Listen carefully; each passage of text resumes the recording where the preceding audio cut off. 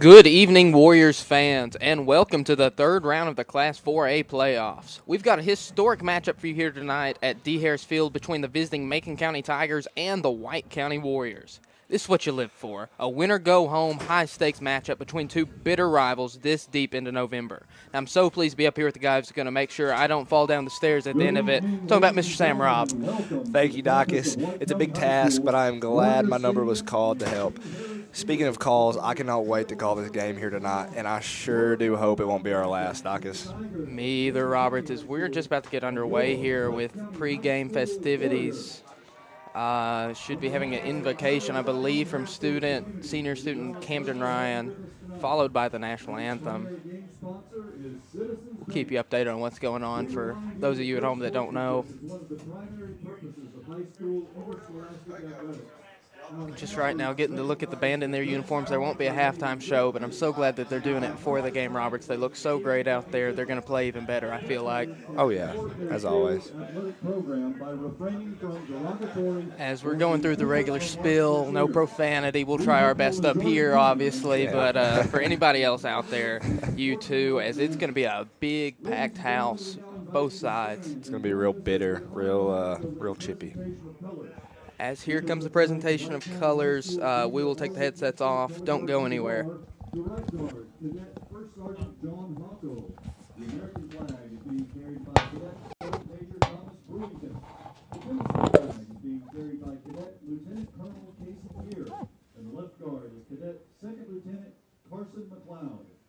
At this time, the student body presents Camden Ryan. Camden is the son of John Ryan. He's a senior and is a member of FFA, the archery team, and Beta Club.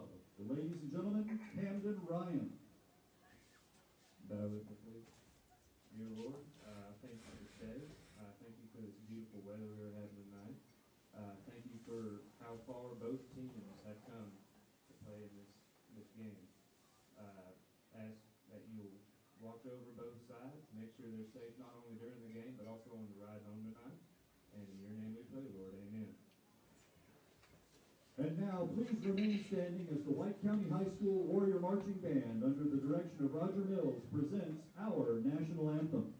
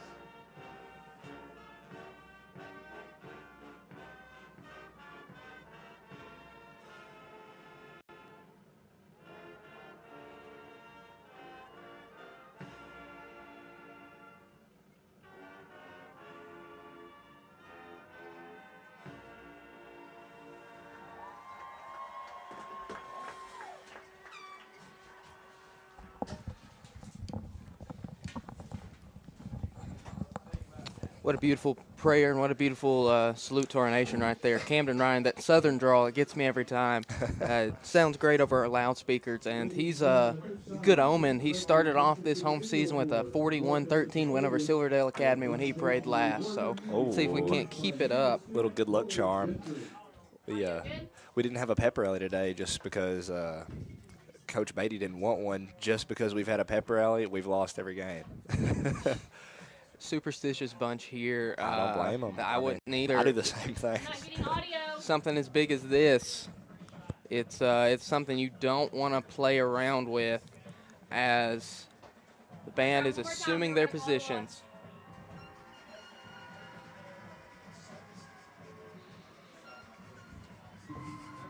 It's going. Getting ready for the action here tonight, as we're going to take a look to the video board here for our Warrior Media produced production.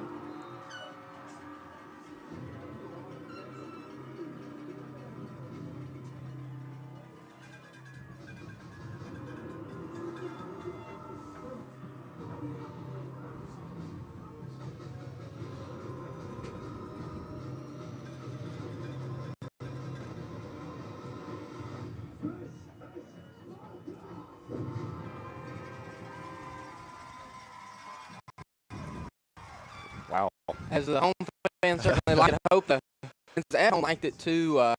Hope that we got that for you right there. And just going to go ahead and apologize. I don't believe the scoreboard is currently working on that, so we apologize for the inconvenience. We'll do our best to keep you updated here because we can see it if we crane our neck and look at the real thing. But it tells me that there's just 4.5 minutes here until it's about to get underway. What are you expecting as the football team runs out, Roberts? AJ obviously in the front as normal, but I'm just the crowd to really get into it, Dacus. I mean, this is the biggest game in Sparta history, and I mean, I expect it to be wild, as cold as it is tonight. I expect everybody to be here in full energy. Yeah, there are 15 times as many people as there was the last Macon County game. That was the rainy day, September 27th. Not a pretty day for football. Pretty day for the Warriors, though, eking out a 28-13 win, I believe, was the final score. 3:50 to go until it's getting ready here. Macon County traveled heavy, Roberts. What's it going to be like for them to have that kind of following on the road? It helps tremendously, Dacus. I mean, we talk about it every game about how important a home crowd is. That can really disrupt those timeouts and disrupt those calls. But we'll see how loud their band can be tonight. I doubt it can outplay ours. Yeah, and there will be no band halftime show on orders from the football team saying that they want to preserve the band for game time action. That's what I talked to Chase Lewis about, and he was stating that Mr. Mills was talking about how they wanted to save their kind of lungs, kind of be like more like a pep kind of disruption Upbeat, band. yeah, absolutely. As we outnumber them about 3 or 4 to 1. Speaking of outnumbered, my goodness, there are a lot of referees. When you see about, I think I counted correctly, 14 referees, 14 of the best referees this state has to offer. TSSAA churns out some great ones, folks. As this will be one of the best officiated games I believe you'll ever see. Let's hope so. I believe it will be, with as many striped uniforms we have out on the field. As we're going out for the coin toss right here. A lot of love between these two teams at half field there on the Warrior head. Love to see that, as I'm sure in 2 minutes and 25 seconds they're going to be mortal enemies. Definitely, Dacus. I mean, you cannot come into this game soft.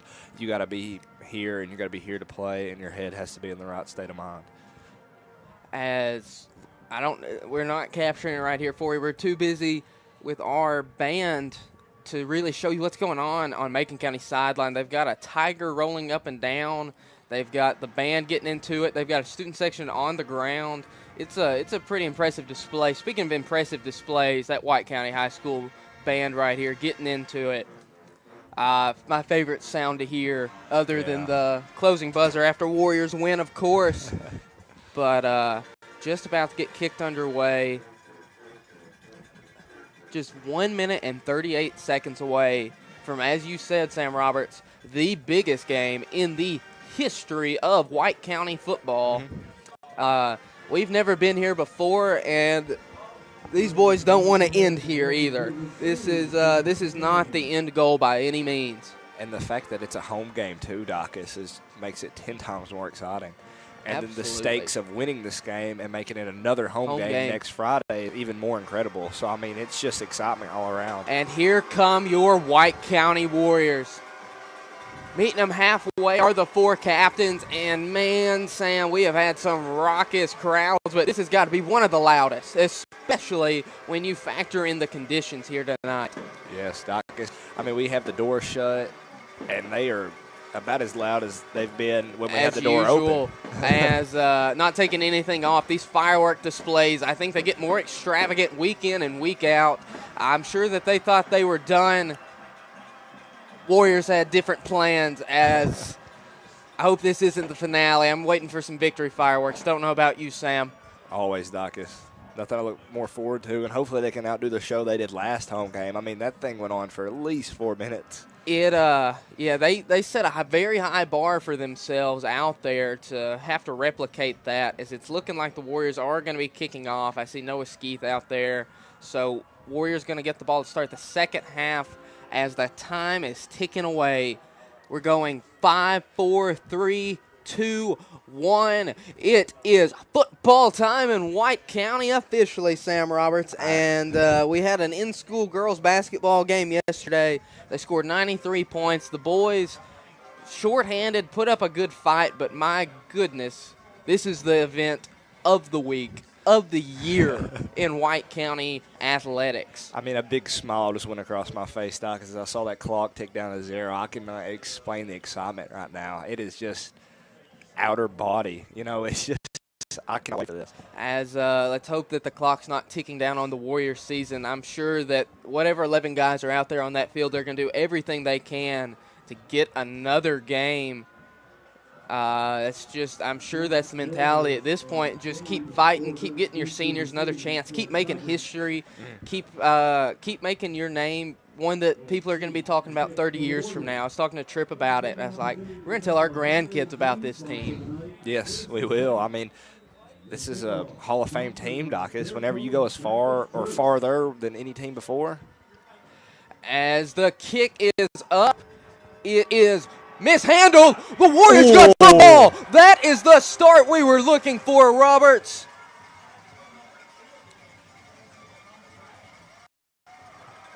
Stand on your feet, indeed, Carter Rich. Great kickoff there from Skeeth. Great recovery.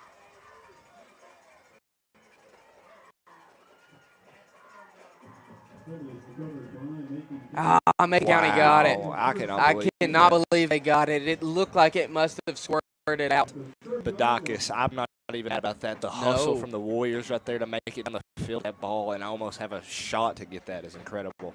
That shows you the energy they're going to bring tonight, and I hope Macon's prepared. Luke Gammon in at quarterback. I'm not sure if he's ready for this front four that has been a force all year long. Motioning across number 20 here. Going to hand it off to a Borders. Trying to get that outside. Gets it and more for more than a first down. So these Borders twins, just talking to the commentators from Macon County, came over and gave us our flowers while you were at Bowling, Sam. Saying that they were big fans of us.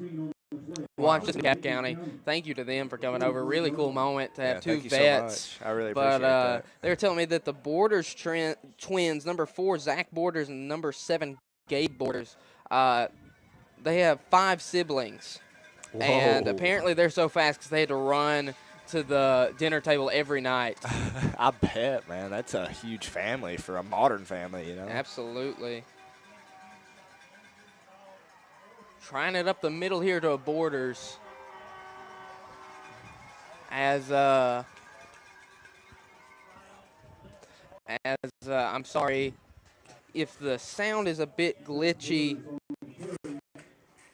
We are trying on working on to open a window here. Try and get a better signal. I can't really open the door. Not what anybody else in this press box needs. It is frigid out there.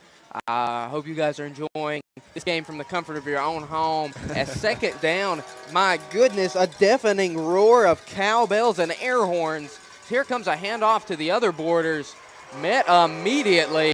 Great play by that front four, Roberts. I think they're going to have a big night. What about you? Of course, Doc, especially if Macon keeps trying to go up the middle. I mean, I can tell you right now that is not going to be your best game plan tonight. You got to get to the outside, beat these Warriors. I don't know a team that beat us going up the middle. That's the truth, Roberts. I was talking to Gage Stevenson today, talking about that Cookville game, how big that quarterback was. Macon doesn't really have that kind of player. Luke Gammon is a great quarterback, but he is not going to scare you on that level. On a pivotal third down at midfield, he's going to keep it himself. Plunging into the heart of the middle. They're not going to get the first down. Great stop right there. And hopefully that's the first of many, Docus. That was amazing. I mean, they can get through it. It's impenetrable. That is that's a strong border, and that's what we're going to have to do to contain the Border Twins. They're coming back out here, going to have to make some noise for your defense on 4th and short. Woo, that wind is brutal. Docus. That is hitting us right in the face. Here comes a trick play. We've got the quarterback on the far sideline. Looks like an all borders backfield. Let's see what kind of trickery they're about to run. Wildcat keeping it up the middle, gonna get the first down. Macon County celebrating that one. That's a lot of blue in these stands, Roberts, especially right there down in front of them. The Warriors crowd, Warriors band, Warriors football team, the Warriors cheerleaders. Everybody's going to have to do their part to beat Macon County tonight. It's not just going to be the football team. Exactly. I mean, it's a combination of everybody, sidelines, crowd. I mean, you just said it all there, Dacus. I mean, even us, if we get a little out up here, every decimal level counts. As another first down here for Macon County, making pretty good progress downfield. 8.5 minutes to go in the first quarter. Gammon snaps, gonna hand it off to Borders. No, keep it up the middle himself. Breaks free, that's Borders, Gay Borders, and he is going to get into the end zone for a touchdown.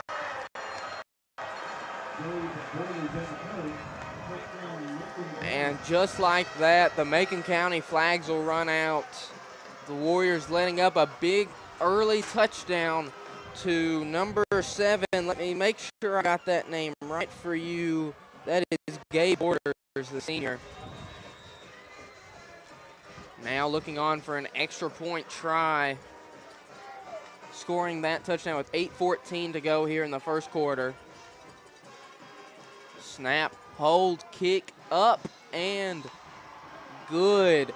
Your True North score report reads Macon County Tigers up 7-0 on the Warriors. Plenty of time for the Warriors to get the ball back right here. And while we're talking about True North Real Estate and Auction, they're always leading you in the right direction. Thank you to them for sponsoring tonight's game. If that name sounds familiar, it's probably from those Bella Winningham threes.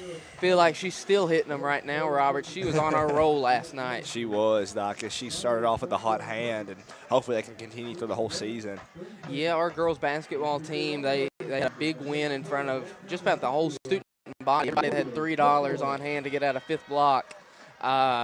She had Bella Winningham had 26 and got True North's name out there a bunch. Hope it's not the end of it. And then Kamora Moore, I believe was her name, Docus. I mean, we almost got to give her a shout out. Probably scored around 40 points. It was incredible player for just being a sophomore. Yeah, it was an unbelievable display there. As the Warriors are about to show you an unbelievable display right here since we get that offense out here. As about to kick off. It's up. Line drive, kick fielded. It looks like Purvis could get to the outside. Cut up the middle, trying to get back to that outside. Got around the 40 and is going backwards. Still fighting. Did they blow it dead? When did they blow it dead? I have no clue. Does forward progression still apply on a kick turn? Yes, it does. And they're going to bring it out about 35, I guess, just because they couldn't hear. Okay, good. I was about to say I don't want to set back to that 25 there, Docus. No, I mean, they're gonna mark him at the 40. So great field position here for the Warriors. What are you looking for out of this first play? I don't know if the Warriors want to try and trick them up, kind of go for more of a passing scheme, or just stick to what we know, Docus.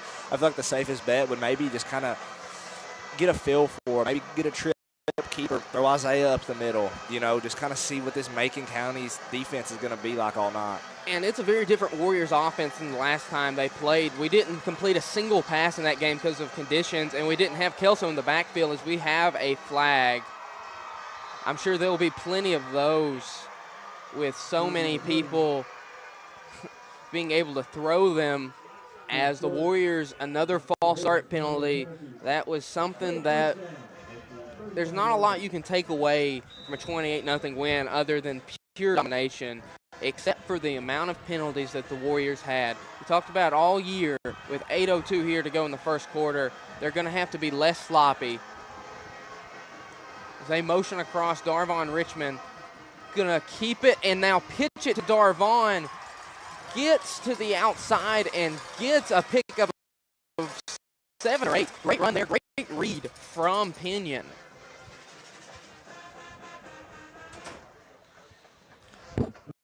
As what you see right there, Roberts, that's a play we haven't run too much. Just hustle, heart. I mean, you can tell just the way they move on the field tonight. I guess they want to win this game. They want to put it all on the line, and I'm all here for it. Absolutely. As now it's a 2nd and manageable. It is deafening, Roberts. That's the word I'm going to use. Here comes a handoff around the outside to Demarius Dow. Cuts. They are screaming for a face mask. They're going to throw a penalty flag now. I'm not sure what it's going to be for, but Coach Steve Wilson was adamant that they grabbed Dow's face mask. I saw from here, Docus. I'll testify to that. I mean, it was a whole handful there. As looking to see what they'll call there. Coach Beatty is adamant that he is right here, and that's what they get him with. Beautiful. Great job there from Demarius Dow to get to that outside and pick up the first down of the game. Now, Roberts, what do you think? What kind of message do you think it sends that Coach Beatty's out here in short sleeves? I mean, if your coach is sent out there, he looks tough, that's going to send a sign to the whole opposite team, like, hey, these boys have been pushed to their limits. I mean, if the coldness don't affect Beatty, the coldness ain't going to affect his team. It's the Dan Campbell effect. It starts at the helm. So here comes a handoff to Kelso. Big burst of speed. Trucked over the defender. That's Borders. 7-on-7. Mano a mano. Going to pick up another first down as the Warriors offense getting on a little bit of a roll with 6:50 to go in the first quarter.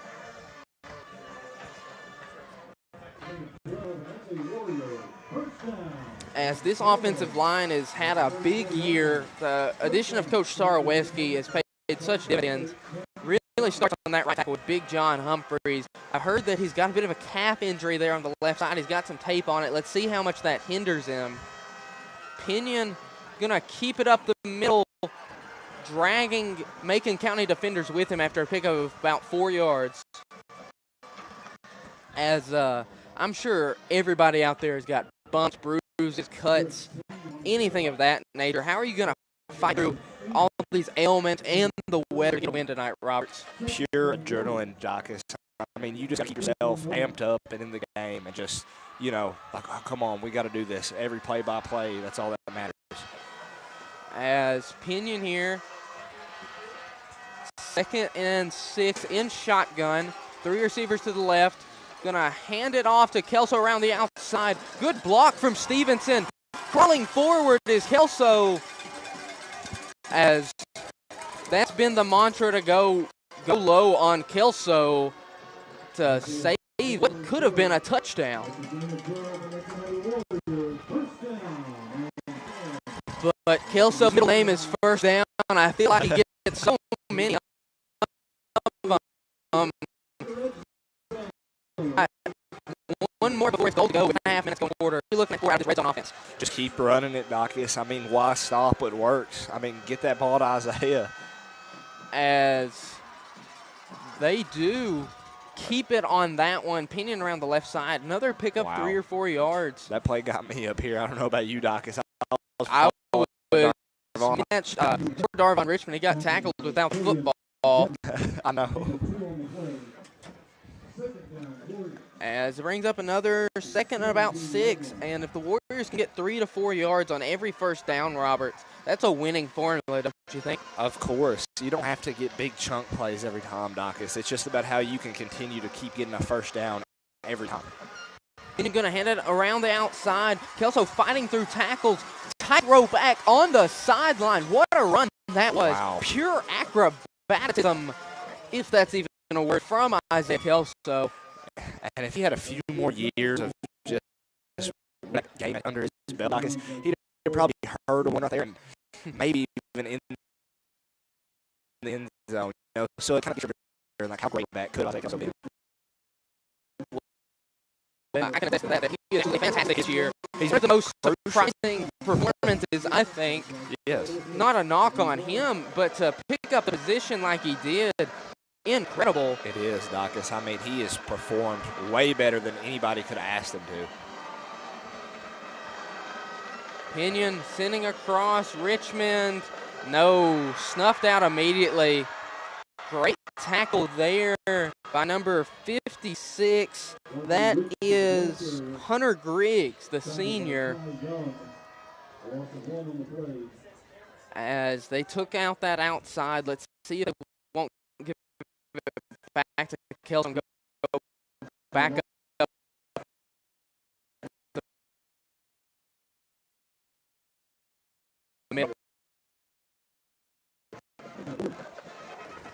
Now.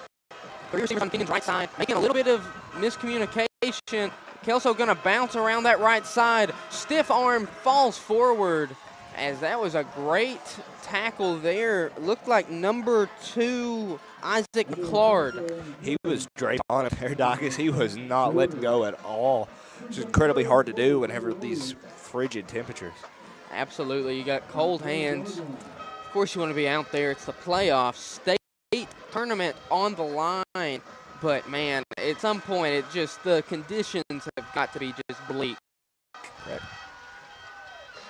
And whenever it's cold like this, Docus, every hit feels like it's 10 times harder. Your hands hurt, your bones hurt, you're brittle. The football hurts to catch. It's just The Warriors about to show how tough they are with 3:12 to go. Pinion going to keep it up the middle, bounce it outside, tries to get there, and he won't. Slung down. Another tackle there from number 56, Hunter Griggs. Had something to say about it afterwards. A little chippy as we're bringing out Skeeth to try attempt here. How do you feel about this play, Doc? Is you happy with this field goal? Yeah, I mean, 4th and 11, 7-0 game. Try and get your points. Skeeth has been so good all year. He's gotten so much more accurate with these kicks. Let's see if he can't see one through with 2.5 minutes to go. Skeeth, kick is up. No good. Looked like it got tipped at the line of scrimmage. In the True North Real Estate scoreboard report remains Macon County up 7-0.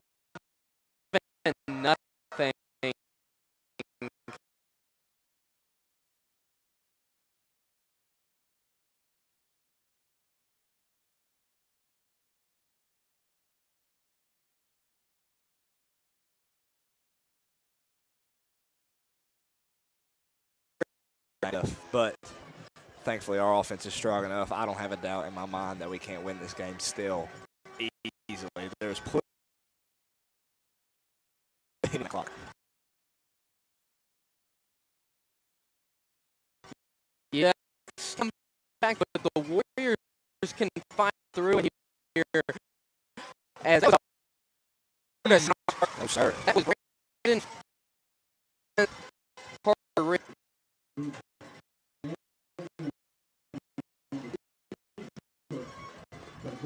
So we apologize for the sound, trying to work on that. Get us in here, boxed in how we've got it set up with no door being able to be.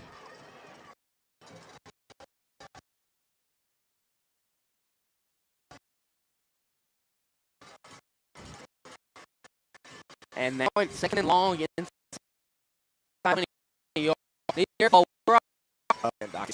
Here.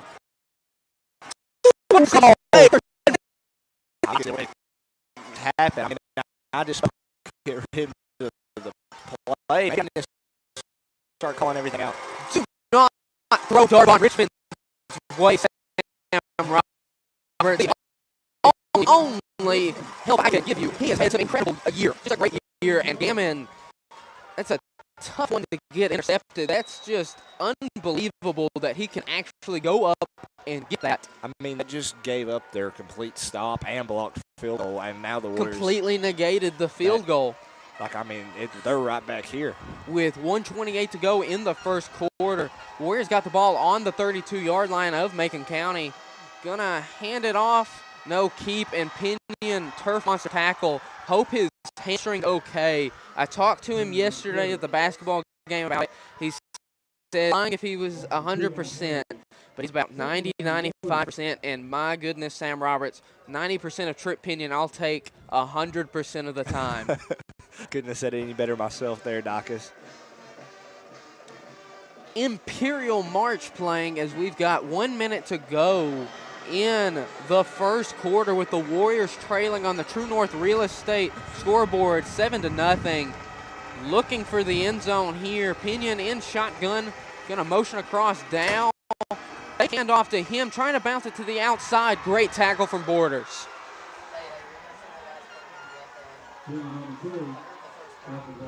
Zach Borders not gonna concede that outside, as with 28 seconds left here in the first quarter, I think they'll just hang their laurels on that and get out of here intact.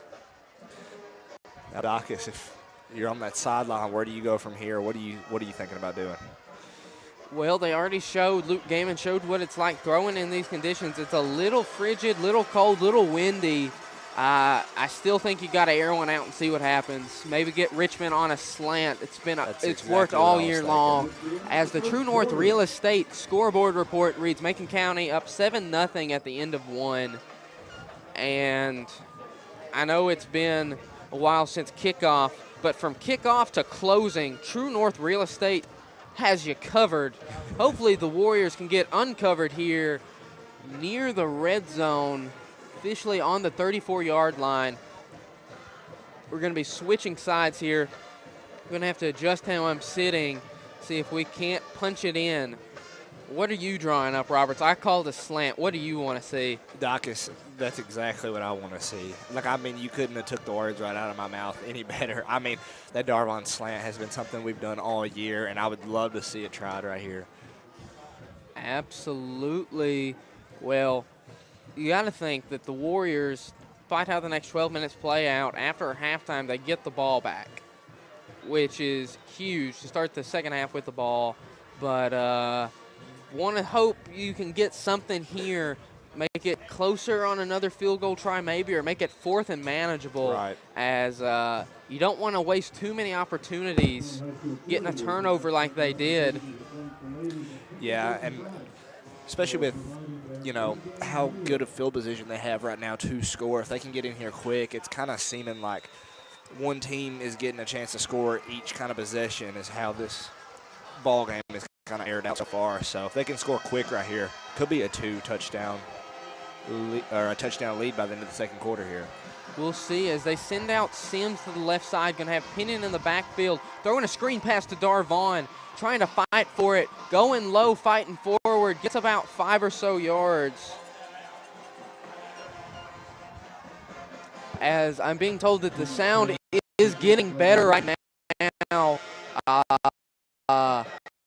Not sure how I hope that it can to improve, as we're going to need everybody in the stands to get behind the Warriors right now, as it is a fourth and convertible, but they need it, Roberts. I'm not going to sugarcoat it. It's crucial. Critical fourth down. Beatty realizes that he's going to call a timeout. I think that's a good play there. I think that's the winning play. And whether it's football or real estate, True North always knows the winning play. Thank you to True North Real Estate for sponsoring tonight's game. As 11:49 here to go in the first half, it's a 4th and 5 on the 27-yard line. What are you running now, Roberts? They got room, Dacus. I want to see that slant, man. I mean, it's just such a great play, and it's worked all season. And if it's not there, keep it. Let Tripp run it. I mean, it's not really a downside at all. Tripp has proven just unbelievable, uncanny, really, improvisational running ability. It's probably his best trait, I feel like, as if you look at him on the year, he's got 1,134 rushing yards and 13 touchdowns, despite missing 2.5 games. 3 straight years of 1,000 rushing yards by a quarterback, almost unheard of in this state, putting him in some pretty rarefied air alongside the like of NFLer Alontae Taylor, a former Saints player. Got a Saints fan up here with us. Best kind of Saints week's a bye week, isn't it? 4th and 5 here. Warriors got to pick up this critical 4th down. Macon County going to not try and let them hand off to Richmond. Try and get to that outside. Going to have to get around He does. Toe tap. It's on. Touchdown. Touchdown. Gets into the end zone. Well, Dacus, we wanted a dark on. We still got a dark on touchdown. I mean, you can't complain about that at all. That was a beautiful play by Richmond. Nothing I could really say. It looked like he was going to get stopped, Robert. I was holding my breath, but Mr. Walmart cashing in.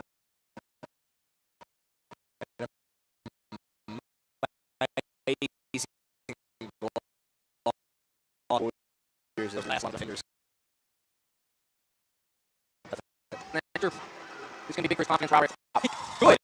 Your real estate scoreboard report. We're tied up at 7 here with Macon County about to get the ball with 11:40 to go in the first half. As ladies, just a consummate professional, just huge media process. Talking about Coach Davis, Cameron Jones, looks like he's going to stand here and hold the transmitter all night long, right in front of the cold. Luckily enough, he has got a very nice looking hoodie on, a new hoodie, courtesy of Rebecca Young, the mother of former Warrior student Ella Young, and her and One Heart donated us hoodie tonight for the cold game. Thank you to her, and thank you to attorney Cindy Morgan, mother of Bella Morgan, another Warrior Media student, for getting us some Chick-fil-A tonight.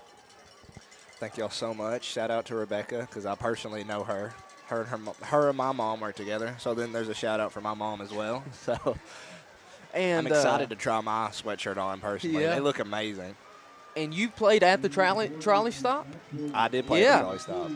One of her side ventures. I have a correlation with both of those people. As Skeeth looking to kick off here, up right to Zach Borders, going to muff it again. Great job by the Warriors. What's going to be called here? He back in his pockets, but he dropped in after he got back on it. It looked like they were going to come off with a football. Wyatt Diltz, pretty simple guy. You point at a football and say dive. Wyatt's going to dive, and that's just what he did.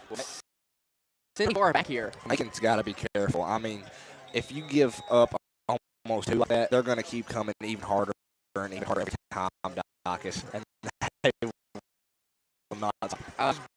Really gonna bounce like that. Hard into the hand, especially when it's cold out. As Macon County going to have to answer after that Richmond touchdown. Spin move. No, sir. A.J. Hunt. Continuing off of his huge game last week. Boom. Goes the Hunt. He, Spider-Man. He had the scoop and score last week. Huge highlight for him as time was just about to run out. I was talking to Wyatt Diltz about it, and he was saying that he was just going to chase him down and push him out at the one. Luckily for AJ, he got the touchdown. I sent by his girlfriend, Haley Trisdale. She was excited. I'm excited about this Warriors defense coming alive right here. It's going to keep it up the middle as Gammon. No sirree. Short of the original line of scrimmage, it's going to be about a 3rd and 11.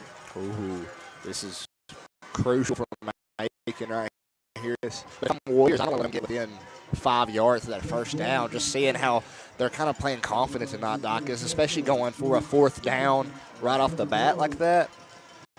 They came here to play as well.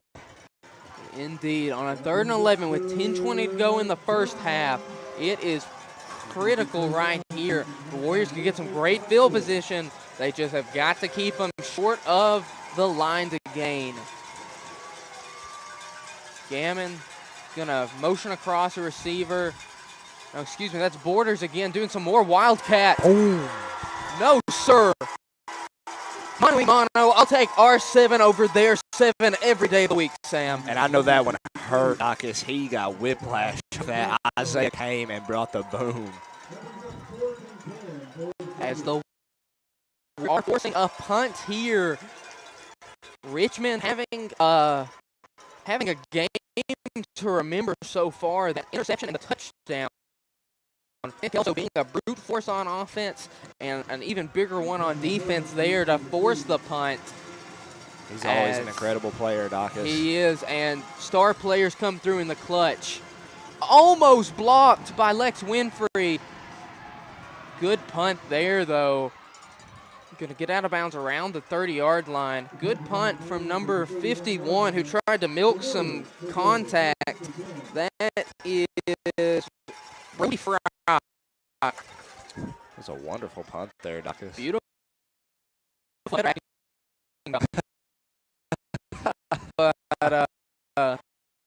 nothing fake about True North. Helps score big home ownership. Thank you to True North Real Estate for sponsoring tonight's game and for the scoreboard report at 7-7.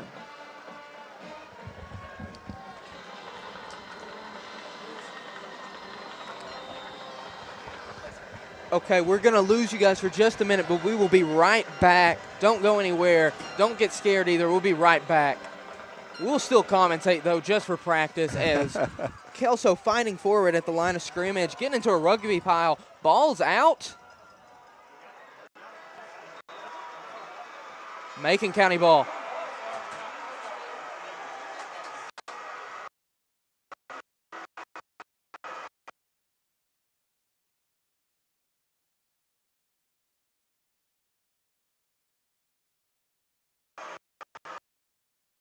As referees approving it, and we got Kelso.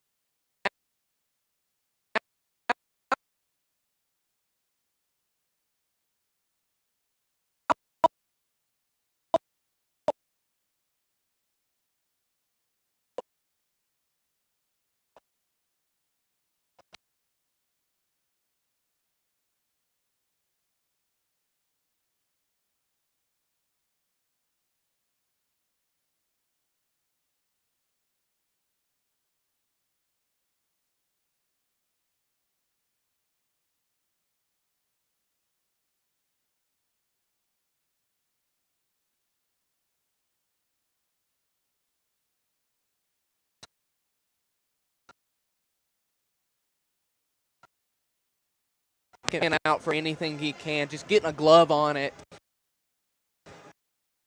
Looking for a strong throw to first there, and he got the man. 2nd and 10, and a huge touchdown saving play.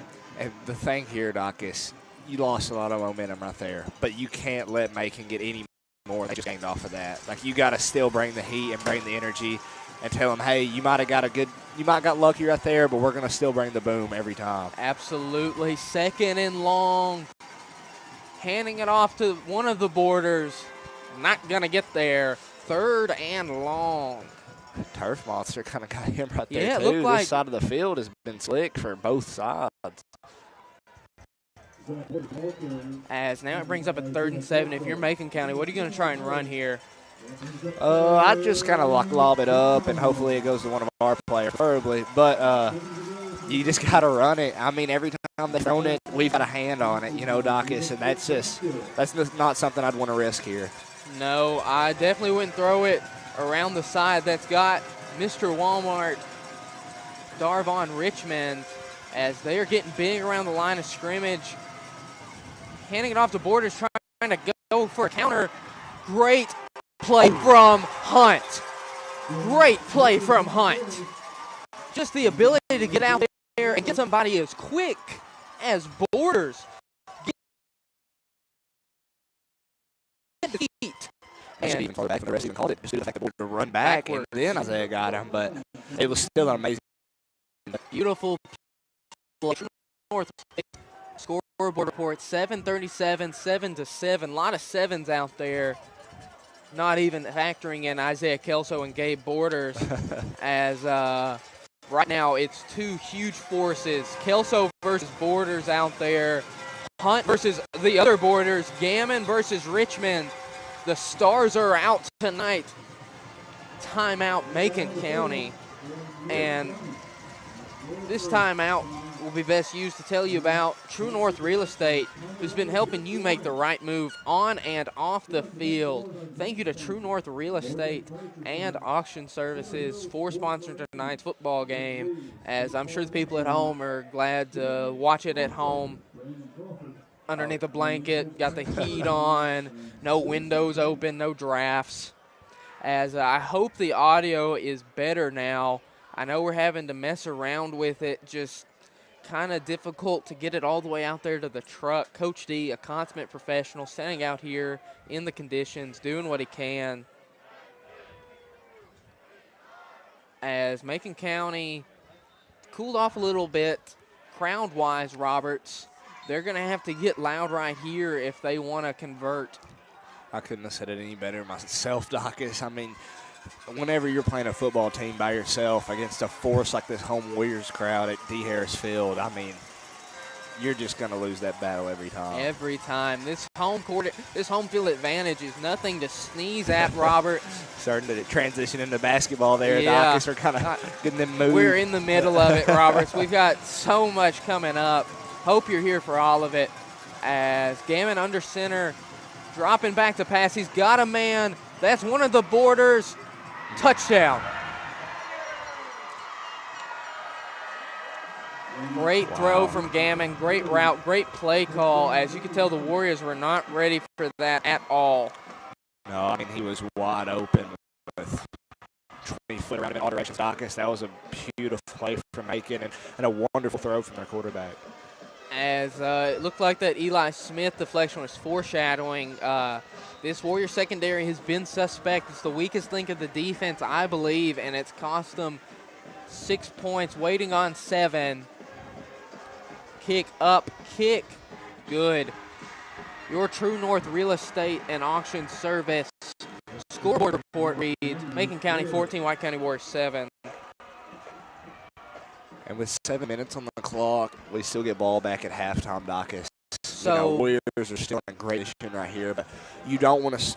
I don't want to say this, but you don't want to score almost too quick to the point where you can't get another touchdown, but Macon can. You know. Absolutely, Roberts. It's a fine line to walk between going too fast and not being aggressive enough. Of course, the Warriors. Okay, we might lose you again. We're trying every.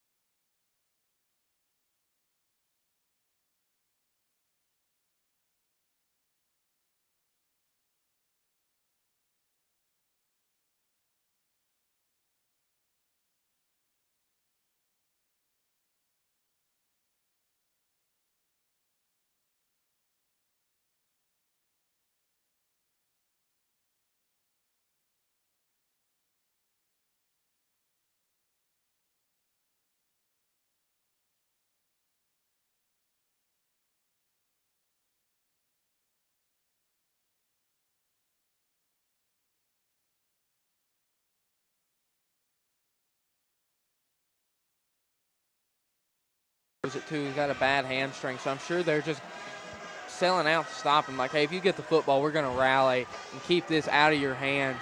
With 6:23 to go, though, looked like there was some motion, not going to call it. Going to hand it off to Demarius Dow around the left side. Gets back to the original line to gain. It's going to be about a 3rd and 10.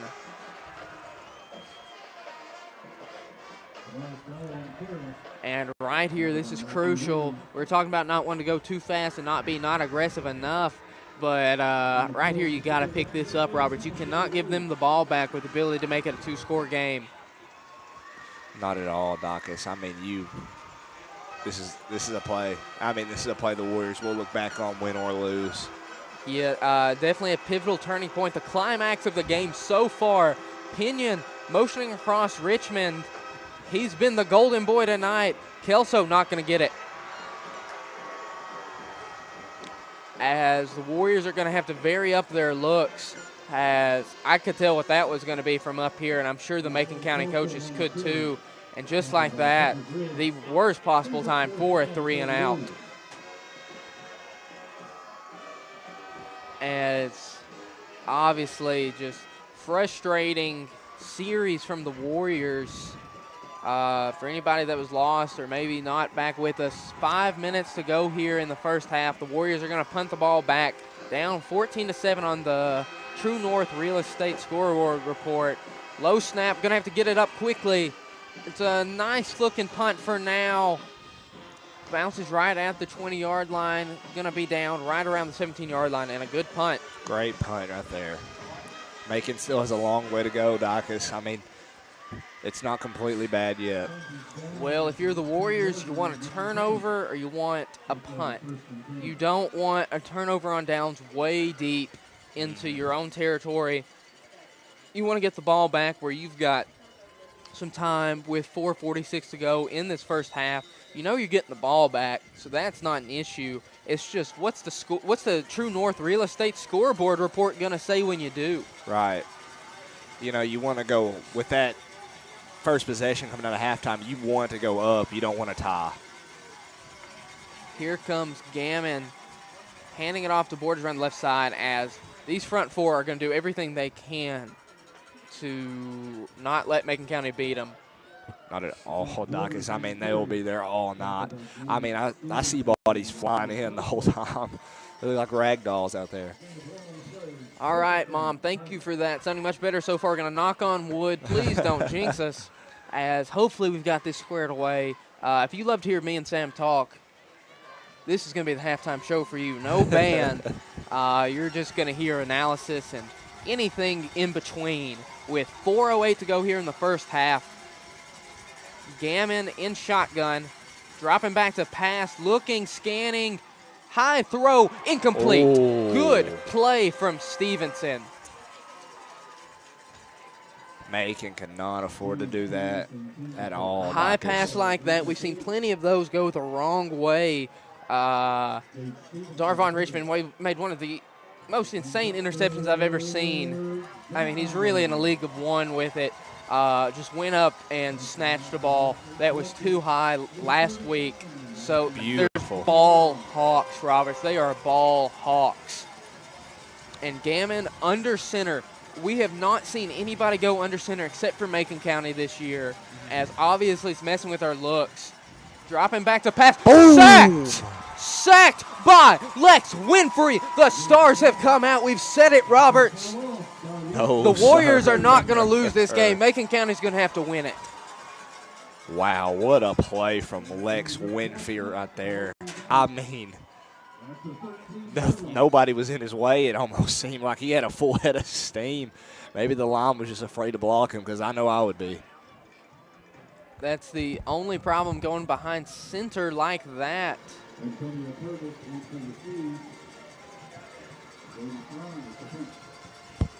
Kick up, low line driver over Purvis's head, going back to get it.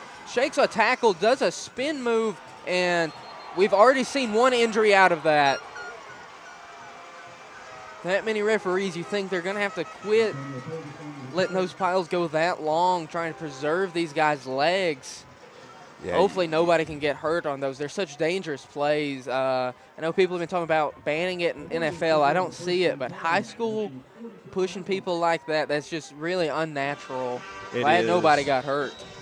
It is, Dacus. Whenever they're surrounded and you know they can't go nowhere, you got to blow that dead. I mean, it's dangerous. We've said it all night. My goodness, it's a battle of the band. Pinion in shotgun, got an empty backfield. Motioning across Darvon Richmond, tap pass to him, cuts back, goes back to the outside, shifting. Man. Helmet-to-helmet contact looked like to me. Let's see if we can't get 15 more out of it, Roberts.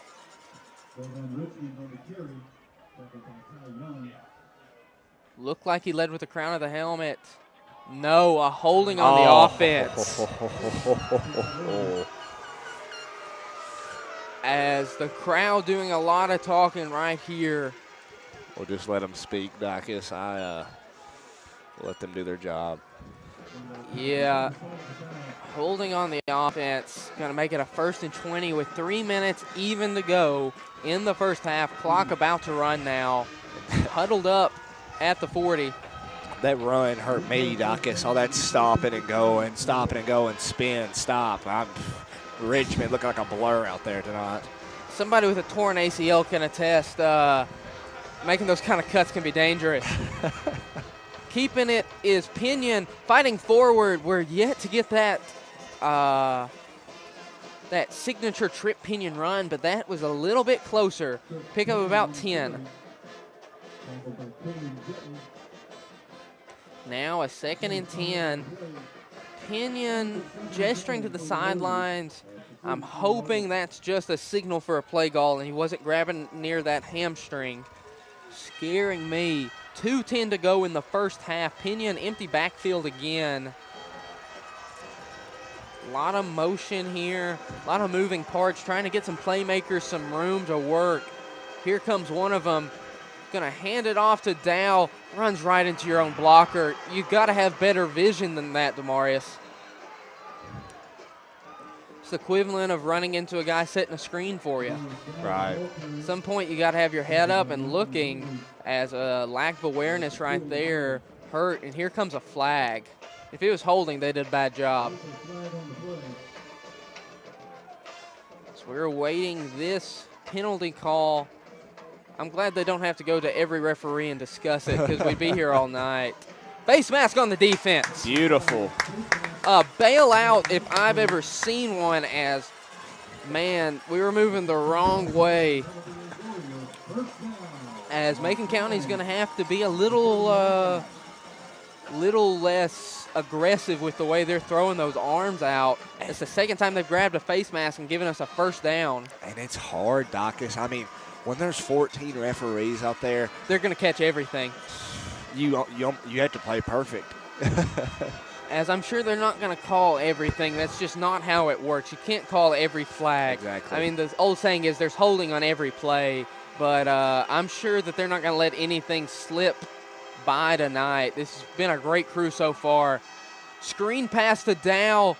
Gets it, looking for something. Shifty move, keeping those legs moving, getting out of bounds. A great run. 1:41 to go in the first half. The Warriors looking pretty good on offense. 2nd and short.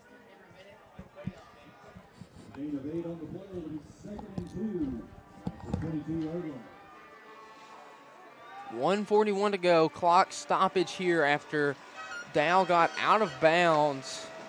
Pinion another empty.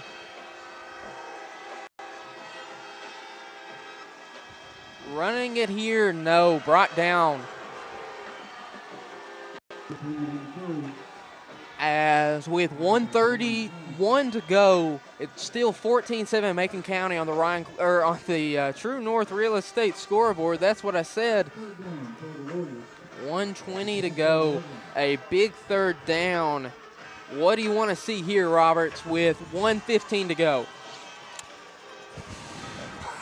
That screen pass has worked all night, Dacus, but I really want to see a trip Pinion keeper work. Pinion getting it out to Sticky Hands Purvis for the first down. Ball's out. Borders got the ball and tackled as disaster strikes. Another White County Warriors fumble. Especially, they're trying to say if he was down. Warriors believe it with all their heart. Not gonna change the minds of the referees out there. As Macon County's gonna take over possession with 52:8 to go here. The Warriors are going to have a serious talk at halftime here, Doc. It's like we cannot keep this sloppiness up if we want to win this ball game. 52.8 to go here in the first half. The Warriors got to keep them out of scoring range from a field goal or in the end zone. Going to have to get a tackle here on Zach Borders. Great one there from Eli Smith. The clock will stop until they get up to the line of scrimmage. Looking like we're going to get a timeout.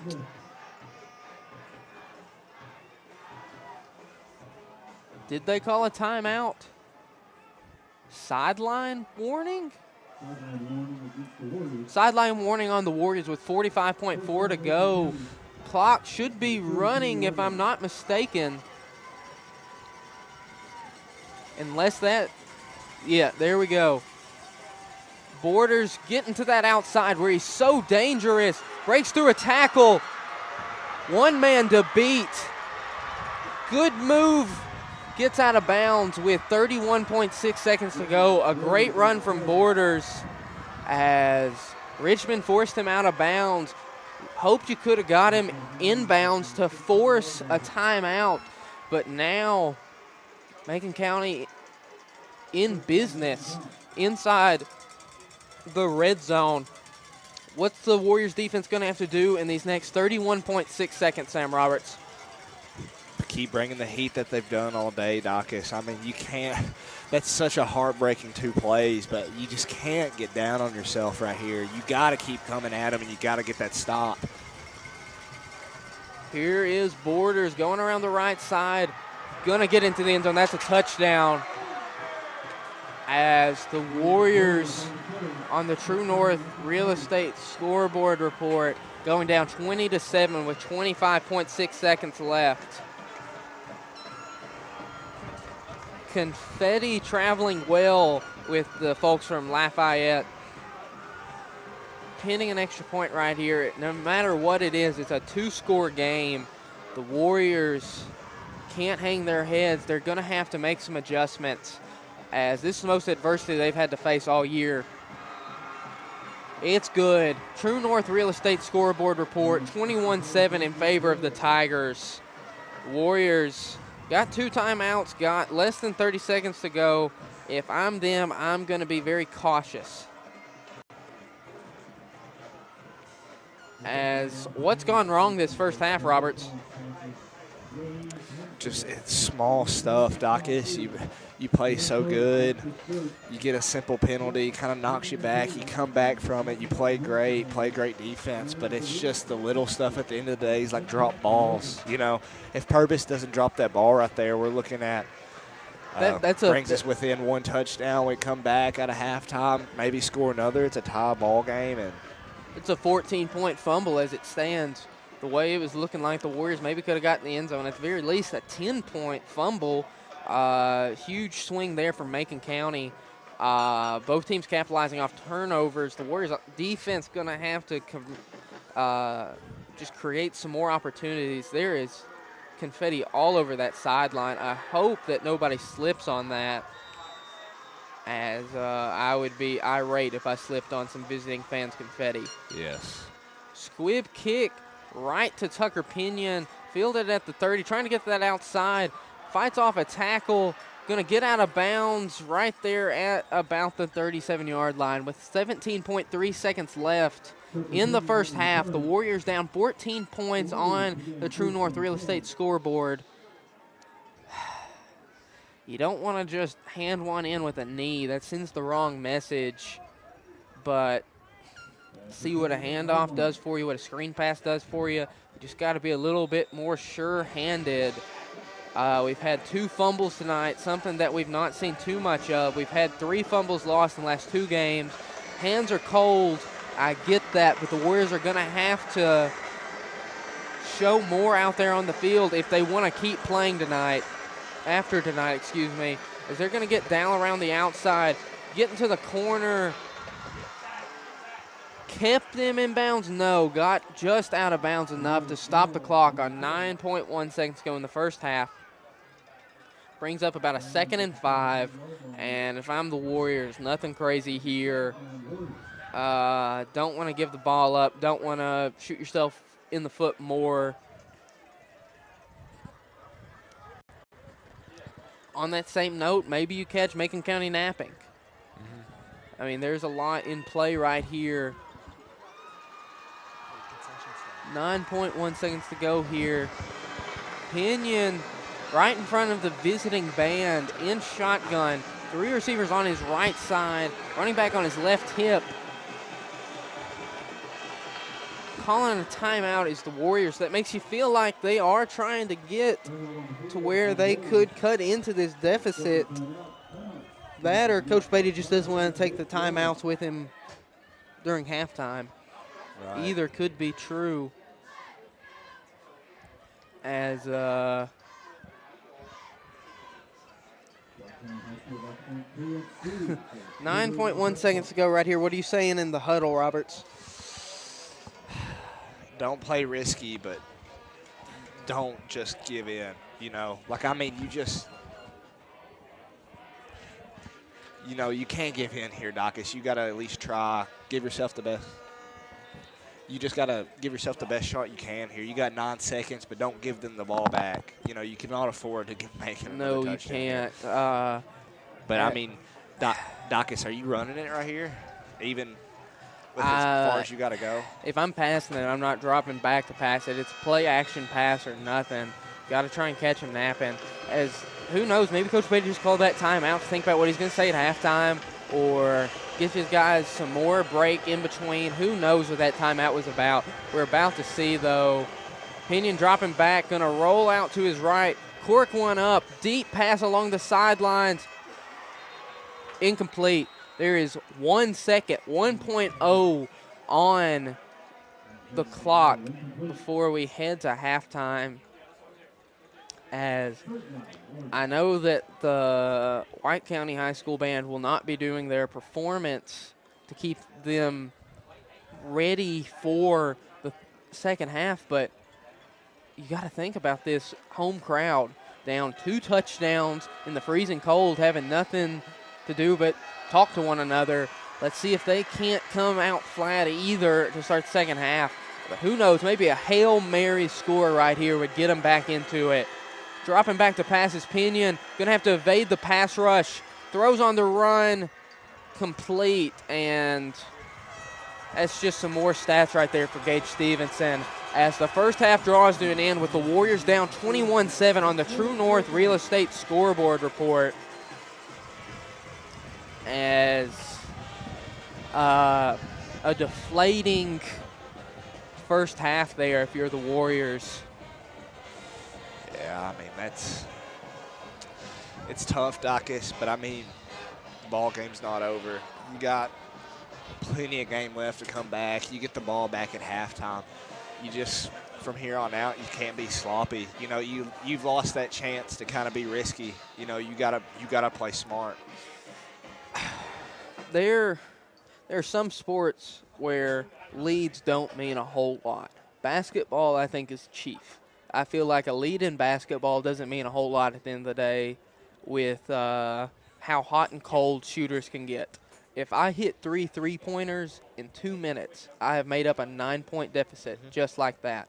In football, a lot of things got to go right on both sides of the ball. There's a lot of luck, and the Warriors have dug themselves into a hole with the turnovers, the point where you had luck and it looks like you dropped the ball on it. Literally. Football is one of those sports I really feel like leads aren't safe. Patrick Mahomes is above 500 when his team is down double-digit points. Wow. That's insane. He always has a dog in the fight. You can't put him out. That's just an insane statistic. But in high school football, with the way that you can milk the clock with the running game, the way that, at the end of the day, these are 16, 17, 18, sometimes 15-year-old kids out there playing a man's game.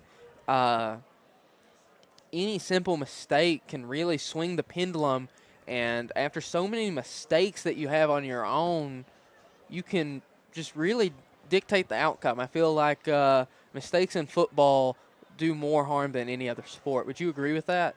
I completely, Dacus. I mean, football is just such an interesting sport. Football is just an interesting sport, though, Dacus. I mean, whenever you have a separate team for offense, separate team for defense, soccer's got the same thing, but soccer goes by one. Yeah. And football, every time you score, you get a 6 or a 3 or a 7 or a rare 2. Yeah. I mean, it's just such a different ball game, Absolutely. The way I look at it, errors in a baseball game, leads disappear a lot just based on the way that pitchers go and what you're feeling. It's a lot more physical. It's a lot more mental in baseball. Football, it's really outcome driven. It doesn't matter how you're feeling. It's how you perform. If my fastball's a little flat, if I'm down 1 or 2 miles on it, or if I don't have the spin on a curveball, people can make up for it in the field or up to bat. In football, you're kind of stuck with how everybody's performing, and there's only so many changes you can make. You think the Warriors at halftime are just going to have to do the best they can to, I guess, just calm the nerves. Right. Yeah, it's this halftime speech is going to be the most crucial one Coach Beatty's ever given. I mean, absolutely. I mean, it's the biggest. It's the biggest game in the history of White County high school football. Nothing's ever going to compare to this until somebody does more. As hello out there, everybody. We will be sitting for the duration of halftime and most of the game. Okay. As it is cold sitting right here, but thank goodness I've got this Warrior Media hoodie that is keeping everybody warm right now. Want to make sure I get the name right. Thank you so much to Rebecca Young, former Warrior Media student Ella Young's mother, and One Heart for donating these hoodies that are lifesavers. They are. I mean, you got to have some warmth out here. I gave my girlfriend an extra hoodie and my hunting jacket just to, really put an emphasis like, hey, you need to be warm tonight. It's way too cold. Well, I'm wearing my girlfriend's Letterman jacket that's mine. Let me put it to you that way. Fair. That's very fair. More people see her in it than me. But move your mic a little bit closer to your mouth there, Sam. Make sure everybody can hear. There we go. Hello. Yeah, that sounds a little bit louder. As you're going to be hearing from us for the next 16 minutes and 25 seconds. Good luck, people at home. See if you can deal with us for that long. Yeah, if you wanted 2 people that can talk in the same booth, you got them. You got them, absolutely. As Roberts, I know you had a big bowling match today. Yeah, it's we're so great this year, Doc. It's like, not to just kind of brag about us, but the only team we've lost to, of course, is Upperman. Big Bad Baxter. Every time we play a team, it's just kind of got boring. I'm going to be honest with you. Like, it's just like sometimes one of our players, we're kind of short-staffed this year. We only have 6 players, and you have to have 6 to – well, you don't have to have 6 to play, but 6 is how many you really need to have a full set. And every once in a while, one of them will have to miss, and I kind of don't even – it don't really affect me that much. I'm kind of excited for it because I'm like, this game's going to be close. And me and my number 2, Chase Lewis, we keep us in check. Yeah. Well, I know that you outdueled McMimble's best bowler today while you were working on an essay. Mm-hmm. I mean, I did. Might as well be bowling out there with your eyes closed, Sam Roberts. Might as well, Doc. Hey, when you're good at something, stick to it. Stick to it. As really the bowling team's success has been kind of just forgotten in the midst of so many sports going on right here. I know it was a good year for volleyball. I didn't get to make it out to any games because of baseball and football and things of that nature, but it was a good year for them. Obviously, it's been a great year for White County High School football as we're broadcasting to you on November 22nd, the latest I can remember there ever being football in White County. We've got the start of basketball, got the girls' basketball documentary that came out. For those of you that have not checked out Rebound, we're sitting at about 1.4 thousand views. Let's crank those numbers up, people. Yes, Took a lot of man hours. Took a lot of man hours to put that together. It came out great, I think. I mean, I'm biased. I'm in it for about 45 seconds all put together. But it was a lot of fun to do, a lot of fun to put together. It was a lot of fun to get to see Jack Bolden. We did our interviews on the same day. It's the first time I'd seen him since graduation. Obviously, Really? you know, he's moved on to Middle Tennessee State University, and I'm sure he's out there somewhere with Upper Cumberland Reporter tonight. I don't know what game he's doing. He wisely got scooped up by them. One of the best in the business, especially for somebody that young, Jack Bolden. Shout out to him. Good friend of both of us. Good friend of both of us. Jack's a great guy. He really is. He's one of those persons I feel like I could just sit there and talk to for forever. Hours. I know that last year when we were on the district tournament run for boys and girls, my dad drove me and him up to Lawrenceburg, which is about 2.5 hour long drive. And I don't think we ever had a moment of silence between the three of us, just going back and forth, back and forth. One of the most enjoyable trips, despite the boys basketball team losing. We had a lot of fun in Lawrenceburg, nevertheless. Oh, yeah. But right now, I just want to give a big shout-out to a couple people, Dr. Derek Worley and Dr. Bruce at Erlanger East in Chattanooga for helping me with my ACL injury. Tore my ACL, going to have it repaired on December 5th, going to have surgery down there. Only should be missing just about one game. That's one great, game. Dacus. That's actually great. We have some ideas on who's going to call the game with you, Sam. We'll go over that a little bit after the game, but a special guest going to join the booth, possibly just for the one game. I'm excited. Yeah. As Is he going to be in a Warriors alumni or? Nope, current student. Wow. I'll give you that much, and I'll let those gears kind of churn throughout this second half. But somebody that's really gotten the gears turning during the first half is Isaiah Kelso, who has had a phenomenal year. Here are the numbers. Whenever somebody is thrust into a role and gets 8 yards per carry, 886 yards on the year, 10 touchdowns, going for 48 yards at that size, it's just an incredible feat. And if we're going to talk about incredible feats, Sam Roberts and his unparalleled generosity, buying a hot chocolate for Coach D down there. He was texting me just now to make sure I showed some love to Mr. Rob here. He said that his fingers were so cold that he didn't know what letters he was actually typing. But luckily the hot chocolate helping there. It's every little bit helps. Just 11:25 left, people. It is. That coldness is brutal. I was asking my girlfriend to go to the concession stand and get us some waters. And she's like, "You want hot chocolate?" And I was like, "Of course." I mean, how could you turn that down? And it was amazing. They did wonderful on it. It's not too hot. I downed it as quick as possible. And I'm glad Coach D got some because everybody needs to try it. Yeah, these Van parents do a great job with the concession in football and basketball season. Just really great working with us, you know. We don't really have time to go down there and pay whenever we're out doing this. We'll send somebody like, hey, we'll get you later. And like, okay. No rush, nothing to worry about. We know you'll settle up. Obviously, they know we'll uphold this fine Warrior Media name that we've built up. But absolutely looking at 10:35 here to go as we don't have any halftime interviews like we did yesterday. And I'm sorry to everybody out there for that because we had two great ones. Yes. Two great interviews. Thank you to Mr. Trip Pinion out there giving it his all for giving me about 10 minutes of his time at halftime. I don't know if you went back and listened to it, Roberts, but it was an impeccable interview. He's just so calm, cool, and collected, so professional. He did a ton of radio yesterday, 4 or 5 stations, and then still had the graciousness to come and do our halftime show during the girls' basketball game. A lot of fun there. Got Coach D in during the boys' halftime.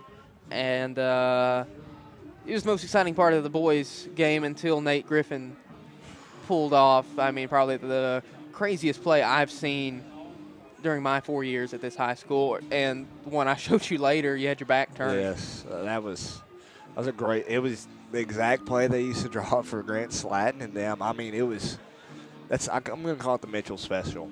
Every time I see that play, I think of it as the Mitchell Special right there. That lob play from one side to the other, running that baseline. And it's always – I hope they get to do it with a full home crowd there at Dacus, because I remember when I was younger, every time they'd do that play, there wasn't one person sitting down. Absolutely. I mean, there's barely more people there than in the press box just because it was so early. People couldn't get off work, things of that nature. The students had places to be. It was so early that there's practices. People had to catch the bus, things of that nature, that it really worked out well for the girls, who exploded for 93 points. Everybody had a great game. I was looking at the stats on Max Preps. Ashlyn Selby, the newcomer, 14, 14, and 6. Wow. 14 points, 14 rebounds, 6 assists. That's a wonderful great stat line. That's a great stat line. Imagine that in fantasy. Seriously. Wow. All those, and most of them were offensive, getting 8 offensive rebounds in fantasy basketball. Wow. That would go a long way. That would, Dacus. What do you think of the newcomer, Michael, for the boys basketball team? He looked like a defensive stopper. I don't know why Miss Allen just texted us in a separate group chat. We have a group chat together. Bryson has Sam Roberts hoodie. I'm sure you wouldn't turn that one away. Yeah. All right. Whatever that is. Shout out to Miss Allen. Yeah. Now we got almost 4 different ways to contact. Oh, she's on her laptop. Classic okay. play. Nice. Classic play, Miss Allen. But back to Michael. Looked like he meshed well. Had a couple good shots there in the paint, a couple tough shots. Everybody was a little bit rusty. There's a lot to clean up, but shorthanded, they played well against a pretty tough Chattanooga Christian team. And despite giving up 18 or 19 to the guy who just perfected the ugliest shot in the history of organized basketball. If you did not watch that game, go back and watch it. Go back and at least see one shot. I mean, that. It wouldn't. I think he hit a 3 minutes into the first quarter. I would go watch that because it was so disgusting. It made me angry. Like, that's just how not great it was.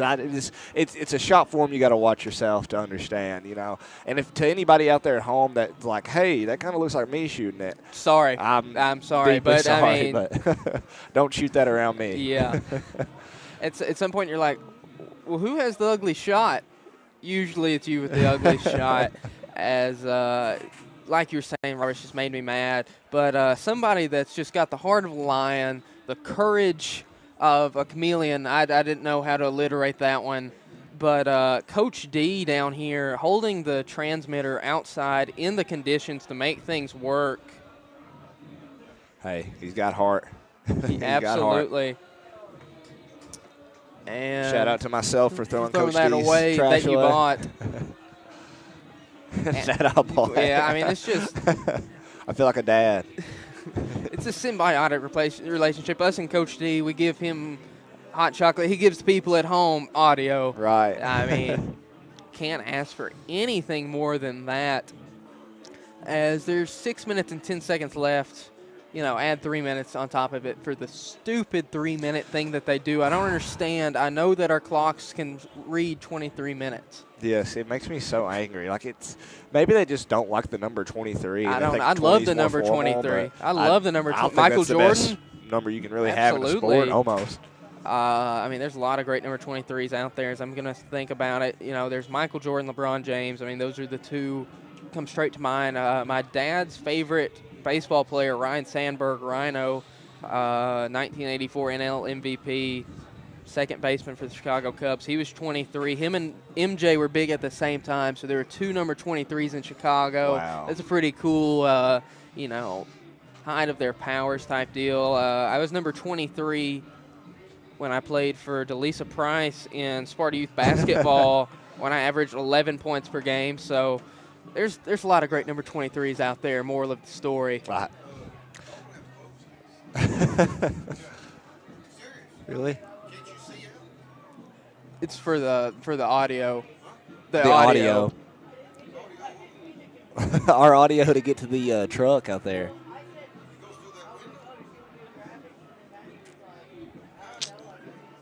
Promise you. Coach D is standing down there right now holding our transmitter to make sure it'll go out. Okay. Sounds good. Okay. Understandably. Speaking of Coach D, I can even see him. I mean, he's not the tallest guy That that's is ever very been. fair. I know we've talked about it. We were filming girls basketball one day, and he just looked at me. He's like, "Ava Jones just makes me mad." Like the fact that she can be 6'2", she's like, you know what? Maybe she can be 5'10", 5'11", but the fact that she is so noticeably taller than me, it's just. I mean, I'm right there with him. I'm about 5'7".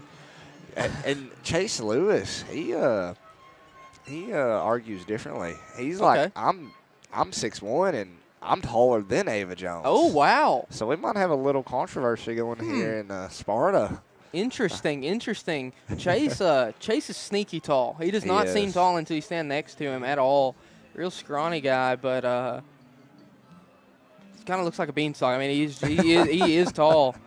I'll give him that. 3.5 minutes to go, plus 3 more minutes on top of that. So starting to get some Macon County players to trickle out. I cannot believe Luke Gannon's out there throwing footballs like that without a sleeve on. Yes. Man, I'd be out there in a hoodie if I could. One of these fine Warrior Media hoodies, courtesy of. Here. Yeah, let's get this. Wrong way. Not my vest. There we go. Nice. Warrior Media, thank you to One Heart and. Look at that vest. I've never wore a Rebecca vest before. Young. I'm kind of proud of this. It looks good on you, Roberts. Thank you, Doc. I mean, it's camo night. Gotta support. Gotta too support far. everything. I almost got it. Hang on. Here. Give me like 4 seconds. All right, we'll take that. Perfect. Getting the Macon County assistant coaches right there as they walk by, too. I'm sure they're not used to having to be on camera whenever they walk by. That wind is frigid. Trust me, I really wish we didn't have to have the window open either. Yeah, I mean, we're right here in the midst of it. And this is the most gym coach thing I've ever seen in my life. Look at Coach Dodgen. Where's he at? Right out there in shorts. Oh, wow. And the little windbreaker. Yeah. I mean, that is a Coach Dodgen look. Yes, it is. I mean, you think about most gym coaches you ever had. That's exactly what they're wearing. I know Coach Mitchell. What would he would wear khakis whenever it gets to like wintertime, and then changes out of them into shorts in his coach's office. Yeah. Just different breed sitting in a gym all day. Definitely. I mean, I could not sit there that long and not shoot a single shot. I know. Especially if I was Mitchell. To be somebody that is so gifted behind the arc. I know that my grandpa talks about watching him play at Tech, one of the best three-point shooters he's ever seen. Well, I've never seen it. So I've Mitchell, never this seen is a him shoot it call-out. once. I I want wanna to see it. one jump shot from you. I'm sure he'd rather show you his putt game or Yeah, his driving definitely. game. I mean, you talk about guys that love some golf. Coach Mitchell's one of them. But I'm like you. I want to see this shot form. I've never seen it. I mean, I know it's not going to be prettier than mine, but he's going to have kind of the older kind of style of jump shot, be a little washed. Have you seen Coach Aaron shoot? Coach Aaron, shout out to him. One time I go to the YMCA all the time and play, and one time he came in there, kind of got a little warm-up in, skips three-pointers straight to the volleyball line. Beautiful. I have never seen him shoot, but I've heard such beautiful things about Never. Well, that's like, have you ever seen Steve Wilson run? No. I did an article about him last year, and I had no idea. I mean, he was in his 50s, 60s, and he would challenge the fastest guys on the team to a race. I mean, he's long-legged like a gazelle, and he would take off. He told me this really cool story that when he was at Cumberland University, he got an invite-only tryout with the Cincinnati Reds. Wow. At their old park out there on that ugly turf they used to have, and hit a triple. Really? hit a triple out there. He didn't get a call back because he was a runner. That's what he did. He was just pure speed on the base path, and he had hurt his hamstring a couple weeks earlier. But he's been a Reds fan ever since. If you were ever in trouble and went into his office in middle school, you'd see he had Cincinnati Reds gear up there. It was a pretty cool story to hear. Wait, Dacus, did you end up in his office for getting in trouble? No, I Okay. I don't think so. I think the only reason I remember that is when I went and did the interview with him. Yeah, I've never been called up to the office, ISS, or lunch detention. Yeah, me either. Knock on wood. Yeah, I never Coach had. Aaron, please don't give me lunch detention for tardies. Please. You got to understand, dude. I live far away. You know, I mean, that Spencer Drive is no joke. You never know what you might get behind or what you might hurt yourself on. I know. I know. Going down those stairs in the morning's dangerous. You know, when you got to stay up late working on homework, you're kind of drowsy still. You know, it's hard to wake back up. It's hard to do it on one leg too. Yeah, especially that. If I had a ACL kind of missing, I think tardy should be exempt. Yeah. Man, it was an adventure getting up here. Shout out Coach D again. He gives his all to this program and to us. He helped me up here. There's great handrails as you walk up these, what feels like 500 steps, one-legged, and then there was a break, and he had to kind of lift me up here. Yeah. He had to lift me about 10 times, and him and Cole Gentry made sure I got up here, and I'm not going anywhere until somebody throws me out this window or pushes me down the stairs. Dacus, sorry I wasn't here to help. It's all right. But I'll I mean, be here to get you the down, the bowling team can't be missing their number one just because I can't get upstairs. Hey, I'll get you down. Don't worry. I'll give you a piggyback ride. I had one of those last Saturday. Went to White County High School Warrior superfan Janae Reese's birthday party. It was a bonfire, and it was down about 30 steps and across a stream that had some rocks on it or whatever. No. I got carried down there by Case and Seal to and from, and that's a best friend for you folks. Yes, it is.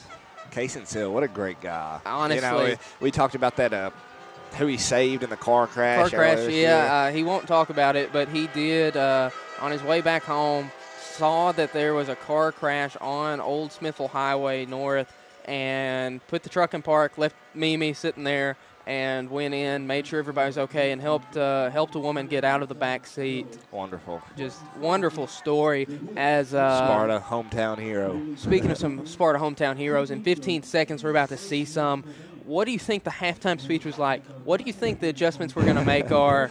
What are you expecting? You're taking the words right out of my mind. I was literally like, man, I wish I would have asked Dacus this earlier, but I say it all the time because I just think it's that important. Don't get down on yourself.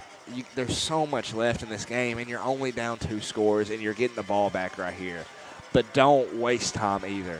You got to play quick. You got to play fast, and you can't make mistakes. You've lost that chance to kind of play around and have fun. When you're down 2 touchdowns with 2 quarters left, it's time to get serious. It's a job now. It's a job, absolutely. And if you want to keep moving on, you're serious about state title.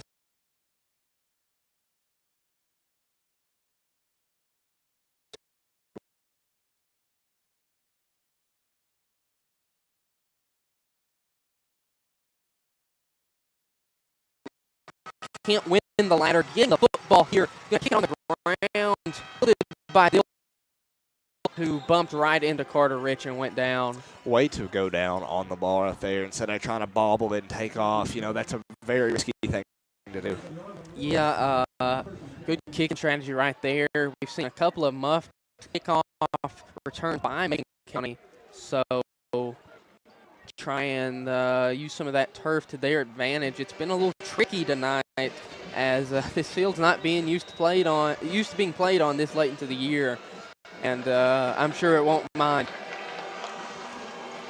I know I don't. As you can tell that the band's decision, the refs paid dividends. They're in a battle with Macon County's band. Here comes Trip Pinion, almost broke free. Ooh, that's a good sign, Dacus. Yeah. That looked like a different scheme. They brought around Big John on that right side. And I hadn't seen a lot of movement from him coming and plugging that gap on the left guard side. I know they're down Dame Conley, who pretty much broke his arm. Feel bad for him that he's going to have to be done. But cheer on the team from the sidelines. They're going to make do. Pinion going to have to get out of that one. No. Good. Glad that one got out of bounds. Lapse in coverage there. Pinion couldn't have taken that sack, and he could not have thrown that interception. Back breaking. That would have, yeah. That's almost enough to say.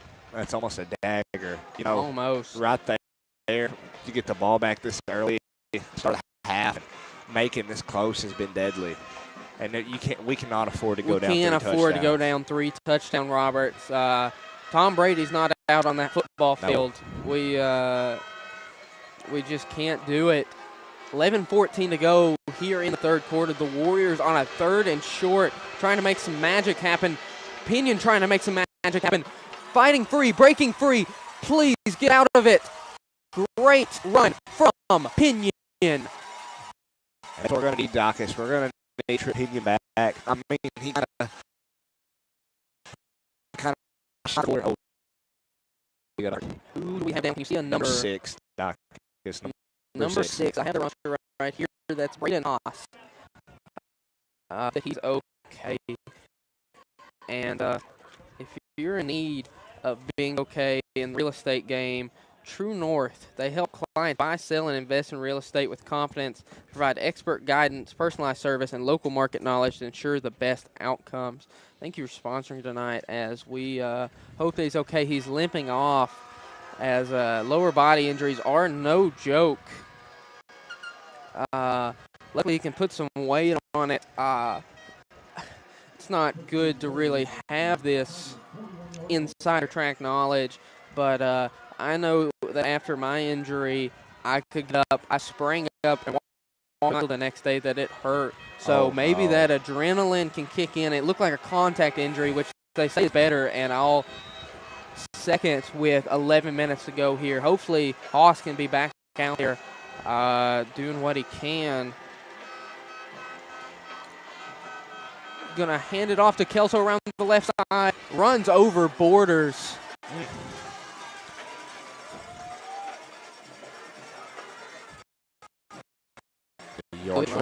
Good run there. Beautiful, powerful run. I mean, it's what I say is done all season, Dacus. At our 7 better.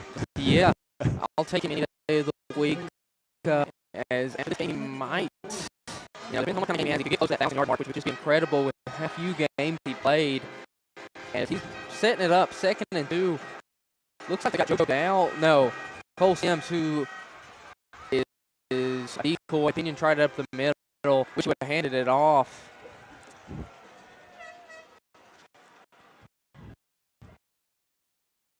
As brings up a 3rd down. Let's make some noise. 9:54 to go in the quarter. On Macon County side of the 50, right around the 33-yard line. Gonna need to get this first down here, Ross. You don't want to come into a 4th down. As Gage Stevens helping line up his receivers. Gonna give a tap pass there. A huge hit, but even more so, a first down. That's perfectly what you want. You know, right there to get the first down. That's what the Warriors took. A little 4-yard gain. I apologize if the sound is glitchy again with 9:24 to go here in the first half. Coach D's doing all he can out there. I'm glad you guys hear all our halftime talks, but this is what the people pay to see right here. The Warriors with 9:18 to go right here, taking a timeout. And visually frustrated. Obviously, on 2 touchdowns, every time out becomes just that much more magnified. You just can't really let those get away from you. They're pivotal to everything you do as a team. Speaking of team teams, True North works together as a team to help clients achieve their real estate goals. So if you're one of their clients, they're going to help you reach your real estate goals. Thank you to True North Real Estate for doing this game with us. Warriors on a 1st and 10 from the 28-yard line. See what they can draw up here. What are you expecting, Roberts? Isaiah Kelso, Dacus, Isaiah Kelso. I want to see Isaiah Kelso. I mean, he has been great this back half of the season, and averaging 8 yards a carry here this close. I mean, the closer you can get is better. Absolutely. Here comes that handoff to Kelso, fighting forward, breaks off a tackle, dragging forward a Tigers. Exactly what we needed right there, Dacus. Brody Kelso. Brody Fryer, the one that did eventually bring him down, and if he would not have hopped on Kelso's back, I was getting ready for my touchdown call with 9:07 to go in the third quarter. 1st and 10 from the 12, going tempo with it. He's got it up the middle, just short. Richmond sees something. He wants to run it again. You can tell they're getting. The ball is able to be snapped right here. Pinion handing off, met in the backfield immediately is Kelso. Oh! What'd you see there? That's a shove on Big John. No call. Wow. Humphreys had his hands in the air. Wow. He was bumped into. The Macon County player put his helmet into the elbow. Humphreys was standing straight up with his hands up and then got shoved. I'm not sure if it was both ways. I'm not sure, but nothing called there shocked me. 2nd and pivotal here from the 2-yard line. Keeping it himself, fighting forward. Macon County selling out to stop that run. As 6 of them tackling there. Pinion lost the towel. I think they're going to have to the outside. Macon County's not going to give anything up the middle. I was about to say that too, Doc. Just maybe get Isaiah and just run around the outside, try and get just right outside that line. You know, I mean, it's going to be hard to go right up that middle, or maybe a little pass off to Darvon Richmond. He's been real shifty tonight. You know, I mean, he could really get in there. Well, 3rd and 2, you think regardless they're going for it. Down 2 touchdowns with 7:25 to go in the third quarter. Pinion motioning across Demarius Dow, getting to that outside, getting into the touchdown! Touchdown, Warriors! Beautiful ball there, Robert, with 7 minutes and 17 seconds to go. The Warriors cut into this deficit. It's now 21-13 on the True North Real Estate scoreboard report. I've got confetti. Listen to that sideline get loud, and I don't think you the bear any more than you are. The offense has been dormant. Marius Dow, a lot of bravado over on that sideline. Skeeth, no good. The True North Real Estate scoreboard report remains 21-13. Kicking miscue. But like I was saying, Robert, Marius Dow plays with a kind of swagger. He wears it on his sleeve so well, giving him something like that. It's not the same as getting on a touchdown. Energy he's going to bring, the kind of energy that Big John brings. I know what it's like whenever you annoy him in a basketball game. I would not be the next guy that has to get blocked by Johnny. It's going to be a pancake. Yes, don't make him upset, but Dacus, that field goal, that might come back to bite us. They're going to have to go for 2. And the problem right there is where they're so close, they're on the 2-yard line, that's where you go for 2 from. They just showed them 3 different plays that they could have run on second for a 2-point conversion. So they're going to have to get a little bit deeper into their bag of tricks and really have something. If they have a 2-point play that is theirs, because I don't remember them going for 2 this year. If they run it in practice and if they can run it in their sleep, they do not need to run that to get into the end zone because they've got to get 8 points. Right. There's no reason that if it's first and goal, you got to keep that in your back pocket. You don't want to show your hand. As Skeeth's about to kick back off, going right at border. This time fielded cleanly, shifting a juke move at the 30, juking again, going backwards now. Oh no, Richmond there, looking like is going to pick up a block and run all the way to the 10-yard line. An incredible play from Borders. That's Good detrimental. That's a bend don't break. All I can say with 7 minutes to go here in this third quarter. The Warriors are down 8 points on the True North Real Estate scoreboard report. And just like that, they've got to get to 3 of their first downs. First and 10 from the 13. Warriors are just going to have to play some tight-knit, close quarters defense and keep them out of that end zone. Here comes a handoff, snuffed out immediately. Good play there from the Warriors. As, my goodness, it's getting chippy. That's number 8 playing through the whistle. yeah. Kalon higher.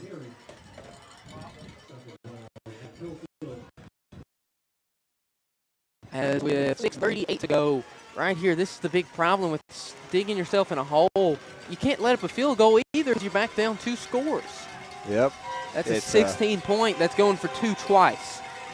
So never mind if you get it the first time. You got to do it again and keep them out of the end zone one more time. Borders around the right side, gets out of bounds. Great pursuit there from Demarius, who had something to say about it. This is crucial, Dacus. This is the game almost. You know, like you want to eat into this lead as much as you can the third quarter, where you can kind of breathe the fourth quarter and try and take a comfortable lead. You know, and this is if I'm Macon County, I've got a big crowd here, but it's still Warrior country. Up 8 points, you don't think it's enough the way that the Warriors can score that football. Foot on the neck right here. Even if it's 4th down, I'm going for it. No field goal. Dropping back to pass. Pump fakes. He's got a man. Going to get into the end zone. Touchdown. Macon County answers right back as they could not get to Gammon quick enough. Dacus, he's wide open in the middle. The Warriors have to get there. You know? I mean, all that has up. You just got to get there. You got to get there. And coverage issues rearing their ugly heads once more, Roberts. 27-13 right now. The kick up, almost blocked, but it's going to go through. True North Real Estate scoreboard report, 27-13 in favor of Macon County. And the problem is now it's shootout, gunslinger duel, whatever you want to call it. You're going to have to go tit for tat the rest of the way. Hope that somebody's defense steps up.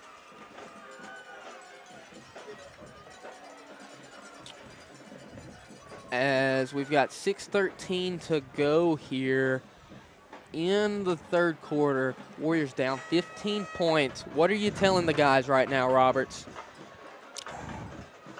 Play hard, play aggressive, play what you've done all season.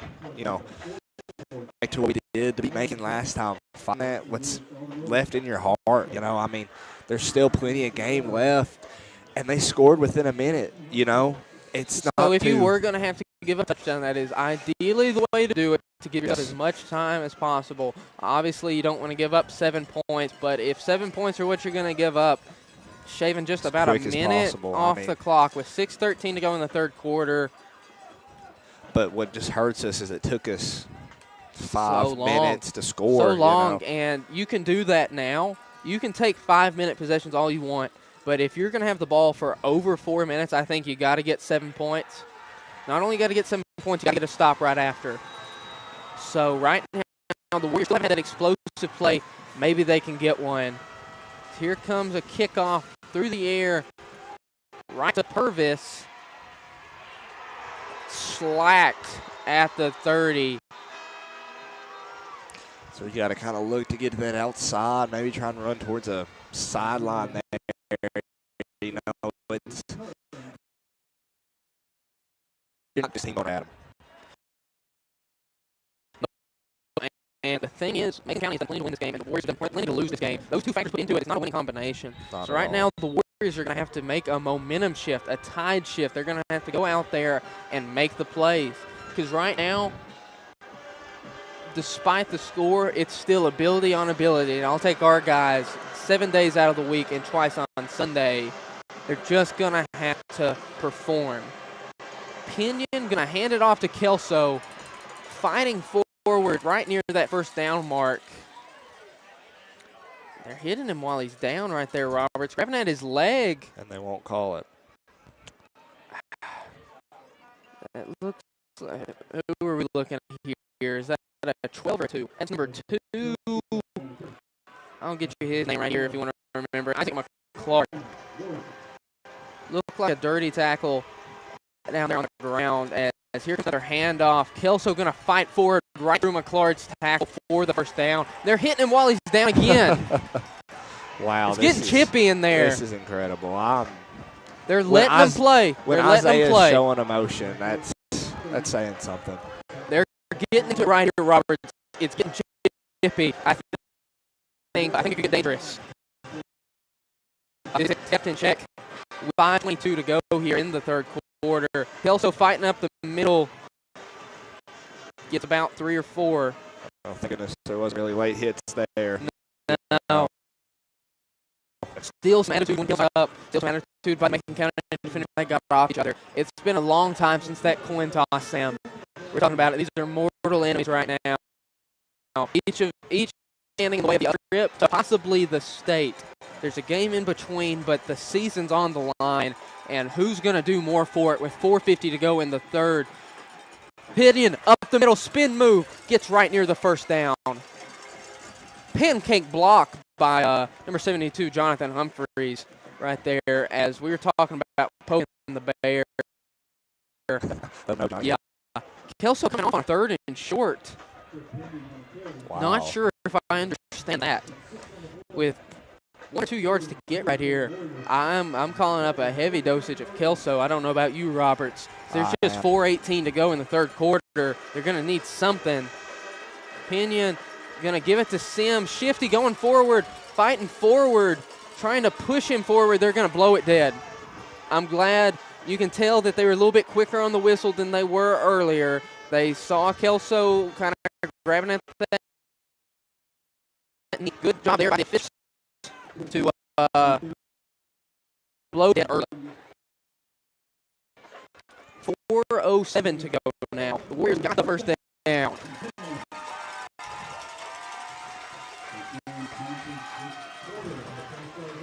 How many minutes do you think reasonably it's going to take him to score? What time do you think is going to be left on the clock?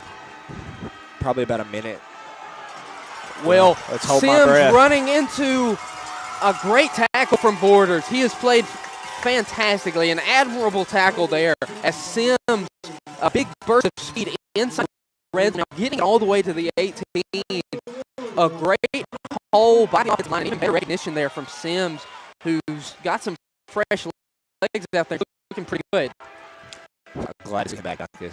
Running some tempo. Pinion going up the middle hard. Attack 56. Nothing wrong with that Hendricks tackle. Just good football play by 3:20 to go. Bringing in King Kelso, right where we want him, inside the red zone. 16 yards to get 3 minutes and 8 seconds in the third quarter to do so. Let's see what they here. Is it Kelso? Is it Pinion? Is it Richmond? Is it another playmaker? We'll have to see here, as it's going to be a tap pass to Dow, getting around the outside. Back from Borders. Looks like he could have got it there, though. Not at a great place to tell. They're going to say he's just short. Penalty flag. See what they got. It was late. Tripp gesturing to the defense, it looked like, as soon as he saw that. I'm interested to see what this is going to be about. If it's on the Warriors, that's going to be killer with 2:49 to play in the third quarter.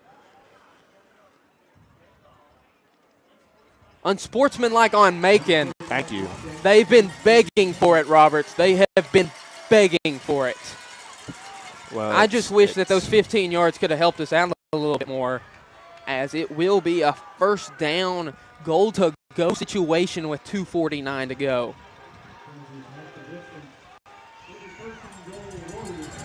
Moving it all the way up to the 4.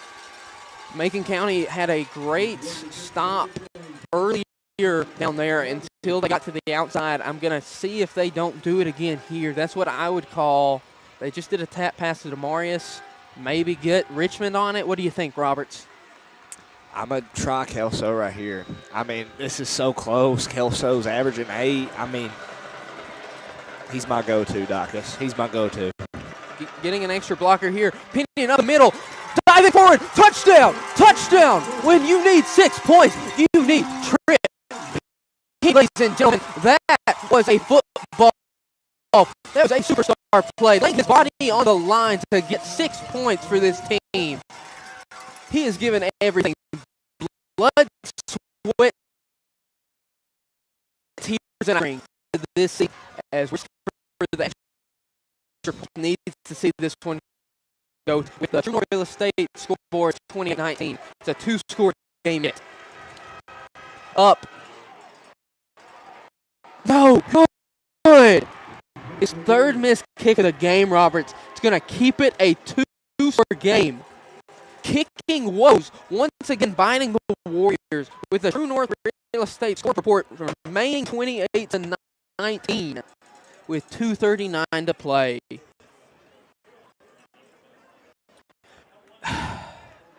And you hate to do it, but I'm going to the bullpen. Not even bringing in a new kicker. I'm just sitting him down. Your night's done, Skeeth.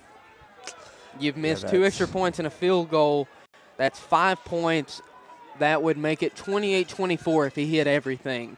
Wow. And that's so a game the big part of that is it's still a 2-score game. You still got to get 2 touchdowns because they've proven that field goals aren't really going to be tonight. But I'm just in awe and shock and awe of that Tripp Pinion touchdown. It looked a lot like that one he had on 4th down at Macon when they were here earlier. It was a 4th and 3 that time instead of 1st and 4. And fighting up the middle, somebody that size, just getting some yards, getting you points when you need it. Who knows? Have you ever seen Tripp kick an extra point? I have not, but we've seen him kick a pretty good punt. We have. If we can get him to drop kick that extra point. 2:39 to go here. The Warriors down 9 points, 28-19 on the True North Real Estate score report. And who knows? Jake Moody, the sophomore kicker of the San Francisco 49ers, went 3 of 6 the other week. He got into it with a star receiver. Is this an onside kick? Going to take the hop at once, but a little too late. Fielded right around the 48, but Debo Samuel got in the long snapper's face. It was an ugly scene, and he kicked the walk-off field goal to win it. Wow. So it doesn't matter how you start, it's how you finish. And Skeeth, if he can get a clutch field goal, clutch extra point, if he can get the right hop on that onside kick, he can reverse his fortunes on the night. But right now, Warriors staring at a 9-point deficit and a Macon County offense that has been electric all night, all season, and it doesn't look like the lights are going off anytime soon for them. Gammon, QB keeper up the middle, breaks free, tackled short of the first down. Pick of about 7 or 8. Good run there from Luke Gammon, quarterback.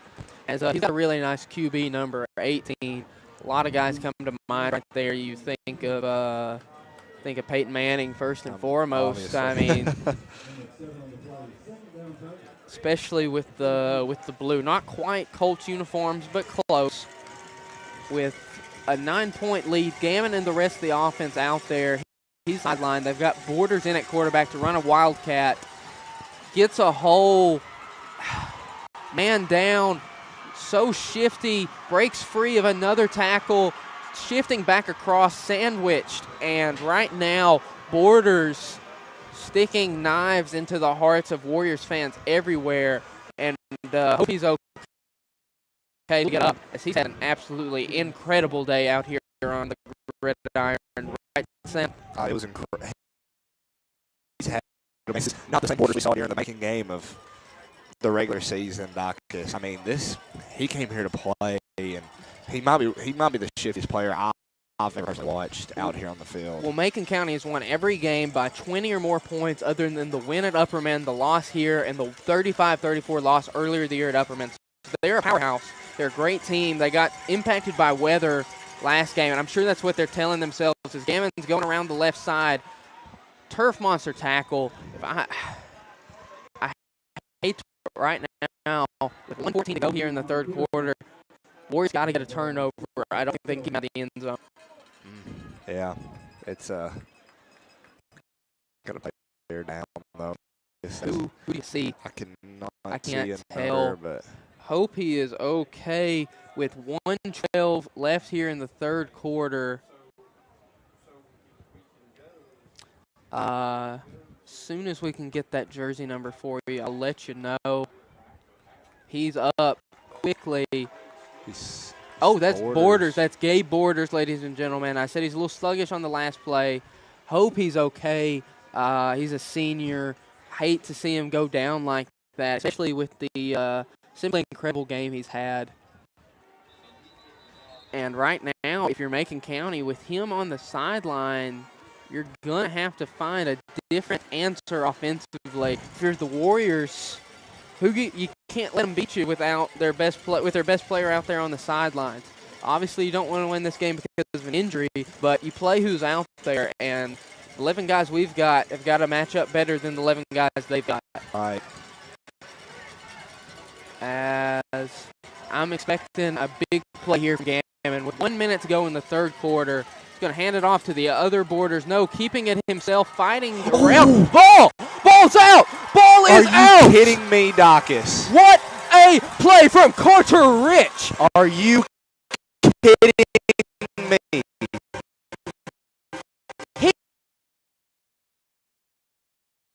He took that candy from a baby, Roberts.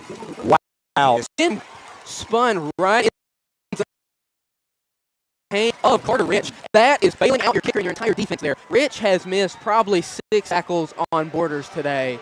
Just playing out there. And you know what? You know what, Roberts? Who's going to remember that if they win, if he just got that tide-turning fumble? Here is Pinion and the rest of the offense. He's keeping up the middle himself. Cuts free. He's got the middle field. Cuts to the outside. Run trip. Trying to get to the out of bounds, and he does. Great play from Pinion. That one made me stand up. 41 seconds left. I'm going to go deadly. Great run from Pinion to get across half field. Ball on count 7 with 41 seconds to go in the third quarter and a clock stoppage. And just like that, we're in business, Roberts. Pinion handing it off to Kelso, fighting forward, breaking free, getting free of another tackle. Another first down with 34.4 seconds to go in the third quarter. Crowd is going to have to come alive right here, bringing in Cole Sims. Time running seconds in the third quarter. Pinion handing it off to him. Running right into another number 15. Not what you wanted to see there. And Matthew Wheeler getting a big tackle with 14 seconds to go in the third quarter. We're going to try to get another play off with 5 seconds left right here. What are you expecting, Roberts? Well, we got to get to that outside a little. I mean, the middle, unless you're Isaiah or Tripp, it's the only way working, and it's struggled for Tripp all night. I want to try to kind of run around that edge. Well, we're going to have to wait a minute to do it. Hold up your fours, people. It might be your last. The Warriors can't this true north North Real Estate score report reading 28-19 Macon County. I guess that makes you wonder, fourth quarter, down 2 scores. Worst comes to worst, Was that the last trip hitting touchdown we ever see? Roberts, that's not something I want to think about at all.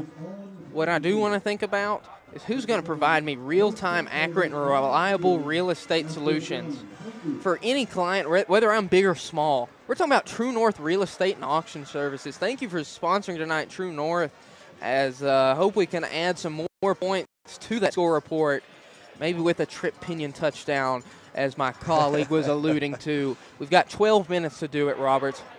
Lay out for me how you think the game's going to go if you're the Warriors, how you want it to go. You start off, you score here quick. There's no other exception. You can't lollygag. You're this close. You got to get a score here. You're going to let Macon get the ball. Borders, I don't see him. I don't even know if he plays defense. He has been. He's having some huge tackles tonight. Yeah, and he's coming back out there. So now that's another question. You got to focus, put all your cards on him, and focus on stopping him. Hit him hard enough where he'll fumble that ball. Or at least make him scared. I mean, they look like they are scared of getting put on a highlight reel. They're not making a goal. Is there 9 right here? He's dropping back to pass, looking, firing. No. Dropped by Demarius Dow. The ball was a little low, but that's one you got to have, especially with the game on the line, Roberts. And now it's 4th and long from 33. And where do you go here? I mean, Richmond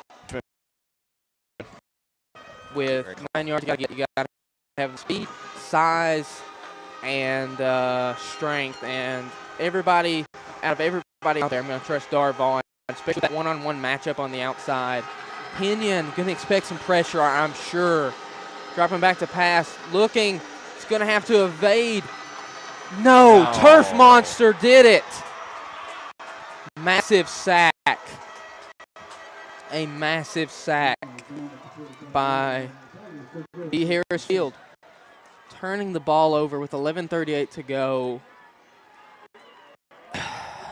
If you're trying to find the silver lining, Roberts, the only one I can find is they didn't get any closer and chew up more time.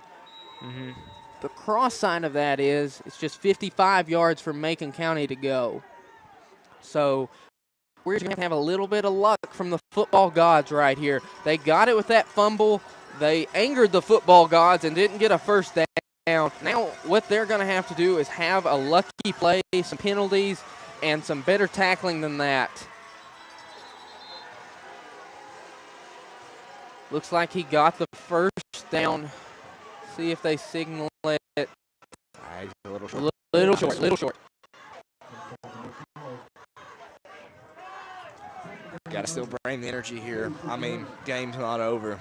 2 possessions, barely, and well, with 11:14 to go. I mean, it's still anybody's game, but not without this crowd getting into it, not without this band getting into it, and not without this sideline. Anybody, the folks at home getting into it, even if they can't hear you. As here comes a big handoff to the fullback, number 22. That is Brennan Flowers. I remember he had a big game against us last time Macon County was in town. And right now, sending Gammon under center is giving us fits. Mm-hmm. It is. They really found something that works for them here, Dacus, and Warriors got to find a way to stop it within these next few minutes. I mean, it's on this drive, you can't afford to let them score. Here comes another handoff to Flowers, going over Eli Smith. Good tackle by him, but they're going to have to get to him sooner. They're going to try and run that clock. I'm telling you, there's 10:14 to go in this entire ball game. 10:14 in the Warriors season, Roberts. They're going to try and run it. And obviously, Gammon's got a good throwing arm. You don't want to sell out to the run, but I'm going to sell out, and I'm going to shut down the Borders. Both twins, I'm going to lock them up. Under center now, Gammon going to hand it off to Gabe Borders. Slippery, getting to that outside. Juke move tackle, cutting back across the middle. He is short. They're going to mark him short, just short of the end zone. The Warriors aren't quite done yet, but you got to think a 16-point lead with this time left in the game, you're going to need some kind of miracle. Another Carter Rich miracle strip, but it's... And, you know, I hate to think that we already had that miracle, Roberts, with that strip fumble that you were alluding to. 9:38 to go. As it is right now, I'm not sure if the Warriors can win it without a Macon County miscue.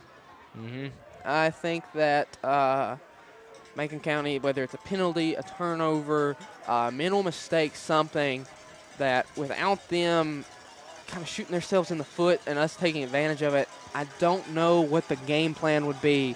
9:35 to go. They can milk this clock all the way down sub 9 minutes without ever even having to run a play. First and goal from the 5. This is having control. Luckily, the crowd is getting into it. You can hear them now. Gonna have to see what they can do. Up the middle, no.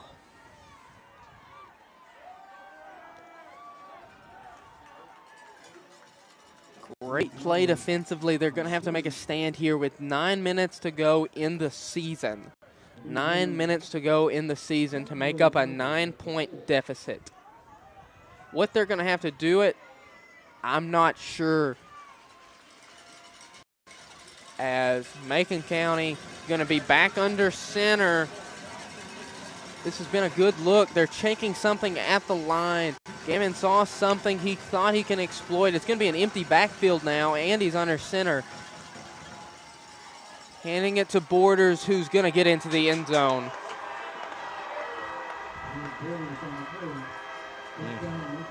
Touchdown for Macon County to extend their lead to 4-19.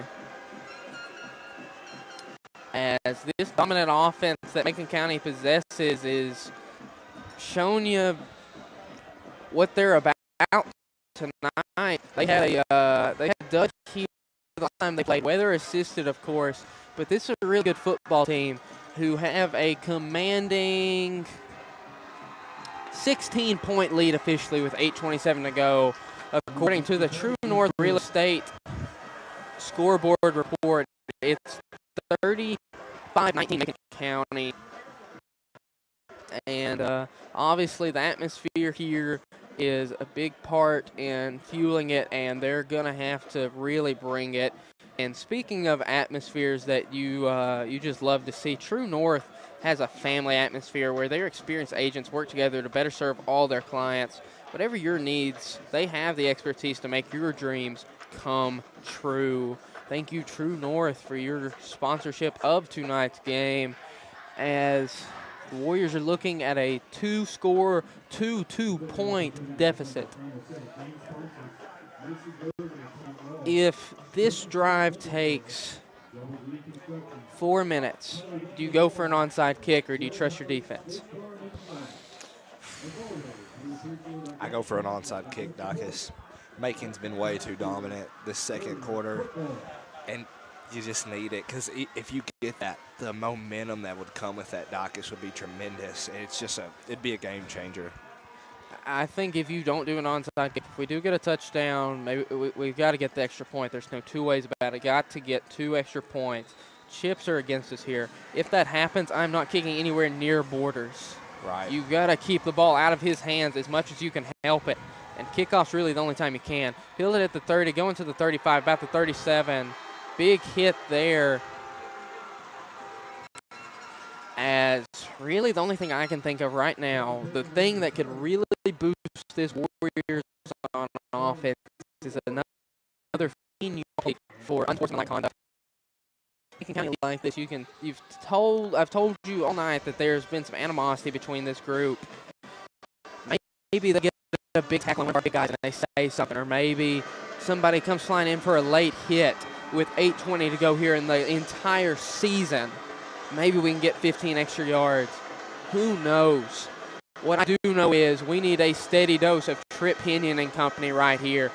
Pinion dropping back to pass, searching, pump faking, gonna have to find something. Throws it, skips it to Darvon. He had him deep. It's a tough throw to make, scooting up in the pocket, but it's something you grow accustomed Pinion making, those tough plays. 8:13 to go, clock stoppage. Greg Wilson, the principal here, doing what he can, letting everybody in the student section know that we are indeed one. Maybe that's the spark we need. Pinion, man on his hip there. Looks like Kelso, fake handoff, play action pass. Gonna throw one deep, way out of reach. As Pinion knew he had one-on-one coverage, Darvon could not get free of his defender, and Pinion just led him way too far. He skipped one to him. He's thrown one over his head. Let's see if he can't find the Goldilocks, that happy medium. Third time's a charm, Dacus. It is, and if I'm Macon County, I'm keying in on Darvon Richmond with 8 minutes and 7 seconds to go. 3rd and 10 from the 37. This is the season right here. 16 points, no matter what happens here, the Warriors have to go for it, and they've got to get it. 3rd and long, not what you want, but they've got the guys out there to do it. Miscommunication on Macon, and they jump. That has got to be an offsides call. Number 20, the defensive back, saw his guys jump.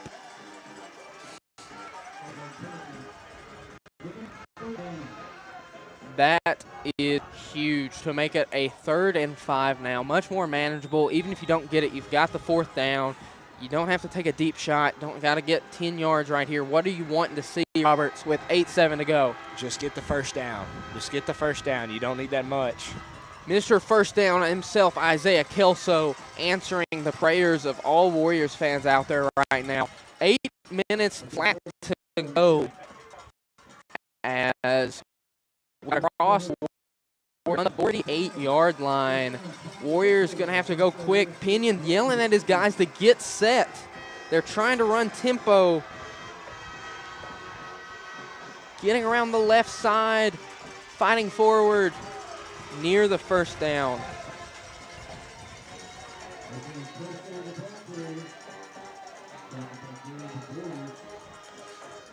Second and and you've seen it flip ways. The Warriors in the field conditions they were in last game got to run the ball all they wanted. Here comes Trip Pinion bouncing around the outside, cutting forward, getting a piggyback ride from number 15 for the 1st down. Great play from him. When they were up in that Macon County game, the last one, with the field conditions, they could run it where they wanted to, and they could chew up clock, and they didn't have to throw in those miserable field conditions. Right now, with 7:15 to go, it is going to be impossible for them to win without the passing game. It is, Dacus. It's going to be crucial. Pinion jump pass to Purvis. Beautiful trick play almost from Pinion. Looking like he was running forward to tell somebody something on the offensive line and doing a jump pass to Purvis. Caught him napping. And they'll get the 1st down, chewing up yardage with 7:02 to go in the game. Pinion handing it off to Kelso, fights off a tackle, stiff arm, can't get it through. As the Warriors are going to have to go quick, very, very quick. 6:46 to go. Every time you run the ball, that's about 15, 20 seconds you're wasting, and that is going to catch up with you. That's why I said they got to have the passing game right here. They're just going to have to win with it. Pinion fighting up the middle, cutting, going forward, 3rd down. 6:25 to go. We got a player down, Dacus, Warrior. And you hate to see that. No matter if the clock is stopped, and I was telling you earlier, there's calf injury for Jonathan Humphreys. Hopped up.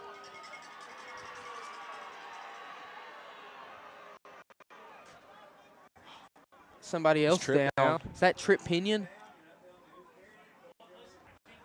Jonathan Humphreys is okay, but oh no, looks like Trip Pinion is not. Did he did he collapse afterwards? It looked like he was getting off the field and went down. My goodness, not a sight you want to see. No matter what ends here, no matter how this ends, you want Trip Pinion to play out the end of his senior year.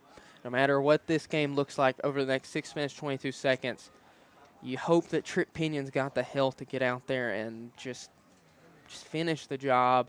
He has commanded 2 deep playoff runs at quarterback. He has been just so good for 4 years, being a freshman quarterback, being a sophomore quarterback with Malachi Dow and getting to that Nolensville game, being a junior and playing 2 games on a broke foot.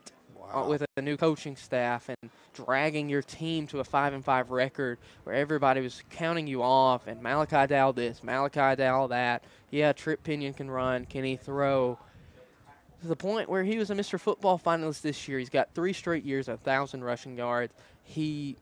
I'm going to tell you now, he won the Macon County game last time. He had 3 rushing touchdowns, and he shut down Borders. He is such an integral part of not only this football team, not only this school, but this community, and I'm sure everybody's holding their breath like I am, hoping that he is okay. Such a great teammate.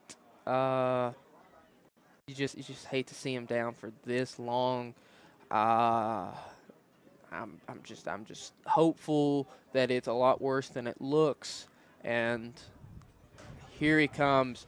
This should be the biggest ovation of the night, ladies and gentlemen. Trip Pinion walking off.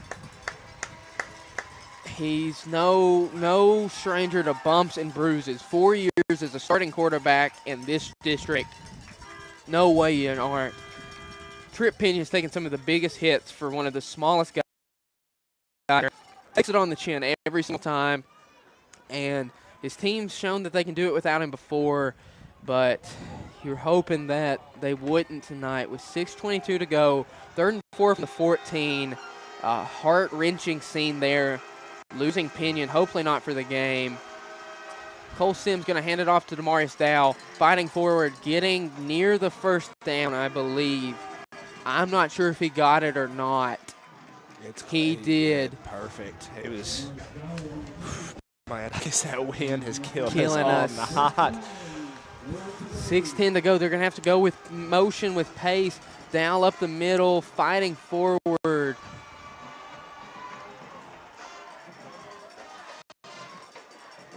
Trip Pinion is back on the field. Jonathan Humphreys is back on the field. Get loud, Warriors fans, from here out in Warrior Land to Warrior Stadium. We have got Trip Pinion back out there. It is good to see him back where he belongs, on that gridiron. Cutting forward, shifty move, diving forward. And he plays with such a reckless abandonment, with just such ability. It's like he's never been hurt before, and he has been injured so often that he takes these hits. With 5.5 minutes to go, 3rd and goal to go, he's got to punch it in. Shifting, fighting, pushing, dog pile, stopped. 4th down, season on the line. This is the play, Docus. This is it, where legacies are made. This is where legends are formed. These are stories you will tell your grandchildren, your great-grandchildren. Where were you when the Warriors came back? It's either going to cement starts a legacy right or here. It's either going to stamp this season or it's going to extend it. Pinion blowing the play dead. Timeout. Who called it? Macon County. Timeout, Macon County, as we'll get you this one last ad read here about True North Real Estate and Auction. They are always leading you in the right direction, whether it's buying or selling. They'll get you in the end zone. It's what we're looking for right now, and right after it, we're going to need some good coverage. Some True North Real Estate level, got you covered type coverage.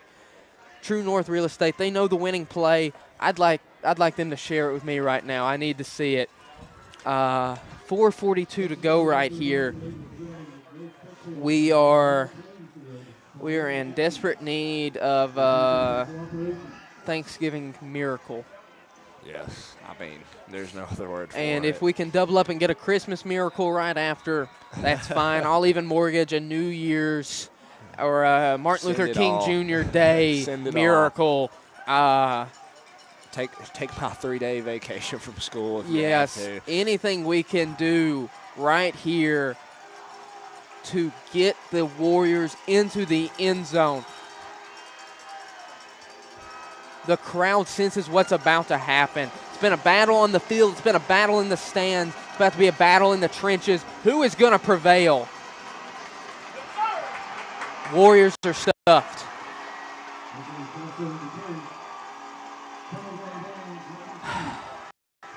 As that is just such a disheartening thing to happen there.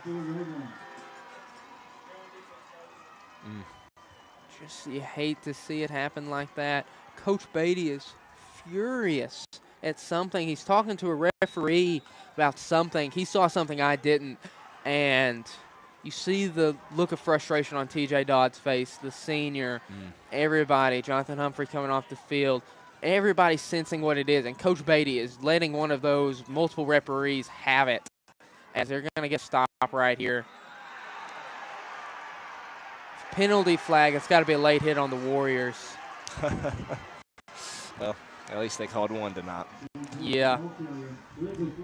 Let's see what they got, as it's just such an awful taste in your mouth for it to end like that.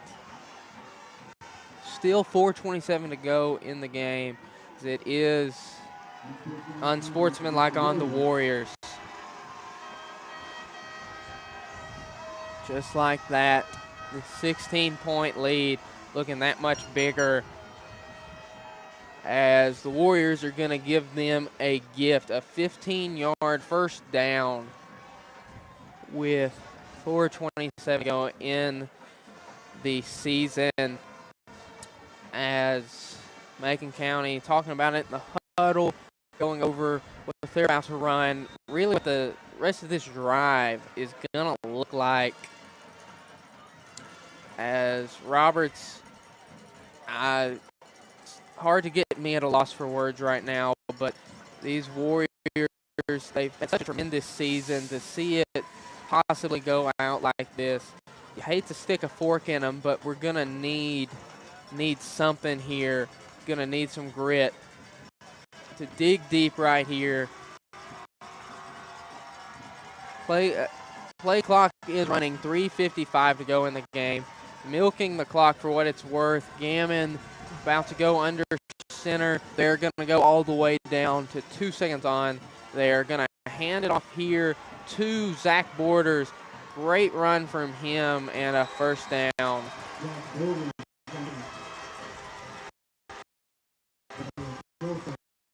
As it was a great season. It really was for both these teams.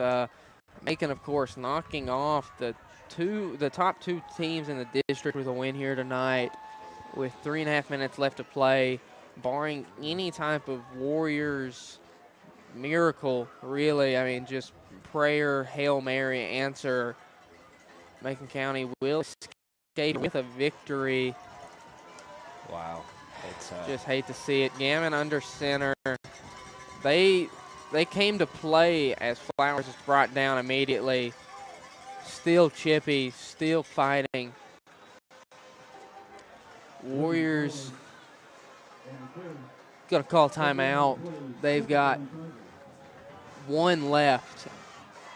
And there's just some little things here tonight, Sam, that add up. You hate to see a season end like that. The timeout on first down. We're talking about how timeouts come back to bite you. We're looking at it right here. We only got 2 of them.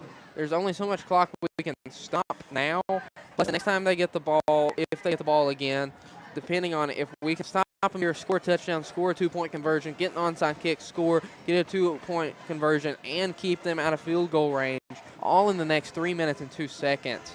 So just having to wait timeout like that, burning that, 2 fumbles, 3 missed kicks, and a partridge in a pear tree for these Warriors tonight, Robert. It's just been an onslaught of regrettable and avoidable mistakes. And if they play a clean game, you know, Doc, it's going to make you wonder or not. 5 points to the kicking game. Macon County would have 28 without that Purvis fumble. I'd give us the benefit of doubt and give us 7. So that's 12-31. We'd be up 31-28 if all of it turns out the way it did. Wow. Borders holding on to that football for dear life.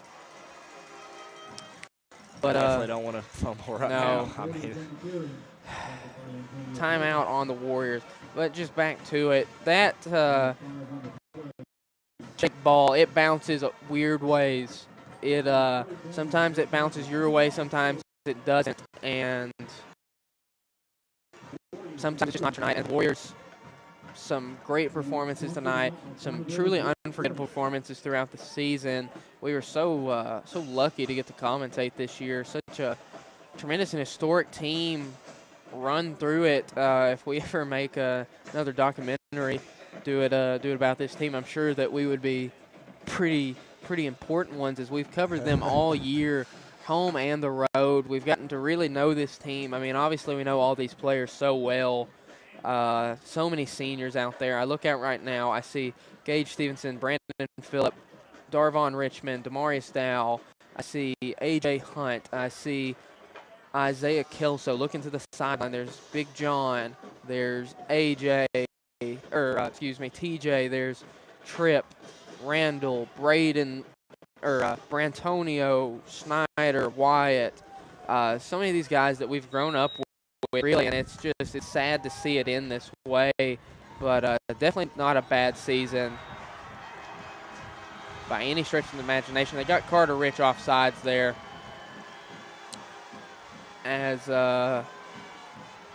guys on the sidelines starting to come to grips with it, starting to really understand that they're done after this next 2 minutes and 51 seconds. And that's a tough thing to wrestle with, knowing that you're never going to play the sport you love again at the high school level. Some of these guys could play collegiate. We've got a great squad, Robert. We do.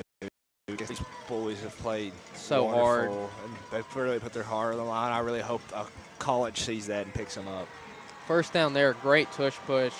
Macon County had a great game plan. They had a great game plan for Upper and great game plan for us tonight. They've found the recipe for success, and they're continuing to cook with it. 2:38 to go here. Macon County traveling well from Lafayette, doing a great job getting the crowd into it. Good for them to get to see their team advance to the 4th round of the playoffs with a win in the next 2 minutes and 20 seconds. They played great. And they did. In the game, they went out and won it absolutely. You know, and what kills me the most is that they didn't just beat us. We beat ourselves. You know. That's going to be a tough thing for these guys to wrestle with for really the rest of their lives. You think about it. No matter, this like my grandpa has told me, it doesn't matter all the great plays you made. Tripp Pinion had an 80-yard touchdown run this year. So what? He's going to remember getting stuffed at the goal line. I mean, just the things that haunt you at night. A.J. Hunt had a long touchdown. Scoop and score. And that's incredible. And just, this is always what you're going to think back to. Yeah, just a bitter defeat. But I just want to make it so clear to everyone out there that nobody thought anything of this team, really, outside of this school. I was talking to Gage Stevenson as here comes a great run from Flowers. They've impressed me so much with their physicality and their want to win. They definitely deserve this win over the next 1 minute and 22 seconds. I was talking to Gage. I was like, dude, your floor is 7-3. There's no reason you don't go at least 7-3. I said 8-2 is more likely. They win 8-2. They knew they could get to this point, and I thought they could have won it tonight. They thought they could have won it tonight, just not the way the football bounced. But they're coming off a 5-5 season. Coach Beatty G can coach. Showed you that he can train talent. Showed you they can go out and get some talent. With 1 minute left in this season here, your heart breaks for all the seniors. But once they can look back on this, Roberts, after they can look at it through rose-colored glasses, I mean, it's hard to be content in the middle of such a defeat. But these guys went further than anybody who has ever put on the White County Warrior football pads and helmets ever have. Even in defeat, Dacus, you can't not be proud of them. Absolutely not. There's no reason to hang your head over the next 20 seconds. It was an incredible season. It truly was. You hate to see it end this way on the home field. And I wish the best of luck to Macon. Absolutely. I truly hope they go on to win it. If they had to take us out, I'm definitely going to cheer for you as the seniors are going through it right here. For them to come here and beat us on our own field, that sends a message. It's a statement win. 2 straight big wins in the district against us and Baxter. 35-19 in favor of Macon County is your True North Real Estate final score report. Just want to thank everybody that made this game possible, made this season possible. I'm just going to go down the list, and I want you to do it with me too, Roberts. Just some of these football players and what this season meant to them. Antonio Purvis, Carter Rich, Demarius Dow, Darvon Richmond, Brandon Phillip, Isaiah Kelso, Trip Pinion, Gage Stevenson, Jonathan Humphreys, Hunter Broyles, Lex Winfrey, Cole Sims. Who am I missing out here? JoJo Dow, Wyatt Diltz, TJ Dodd, Hunter Broyles, Tyler Davis, Snyder Carcacci, Tyler Meadows. Yeah. Randall, Brantonio. You just hate to see it end like this, Roberts. As we've given a shout-out to the players, I want to do this. I assembled a list of people I know that have been watching since day one and have been here with us throughout it all. I want to thank Ryan and Samantha Hetty. I want to thank Kenneth, Jacqueline Briggs, and Boone Broyles. I want to thank Miss Leah Wilhite. I want to thank Miss Kirsty Young.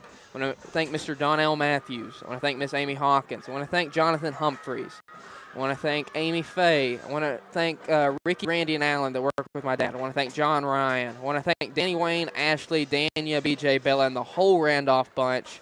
Jerry and Catherine Adcock. The Craigs, Tim, Bethany, Zach, plus Carly.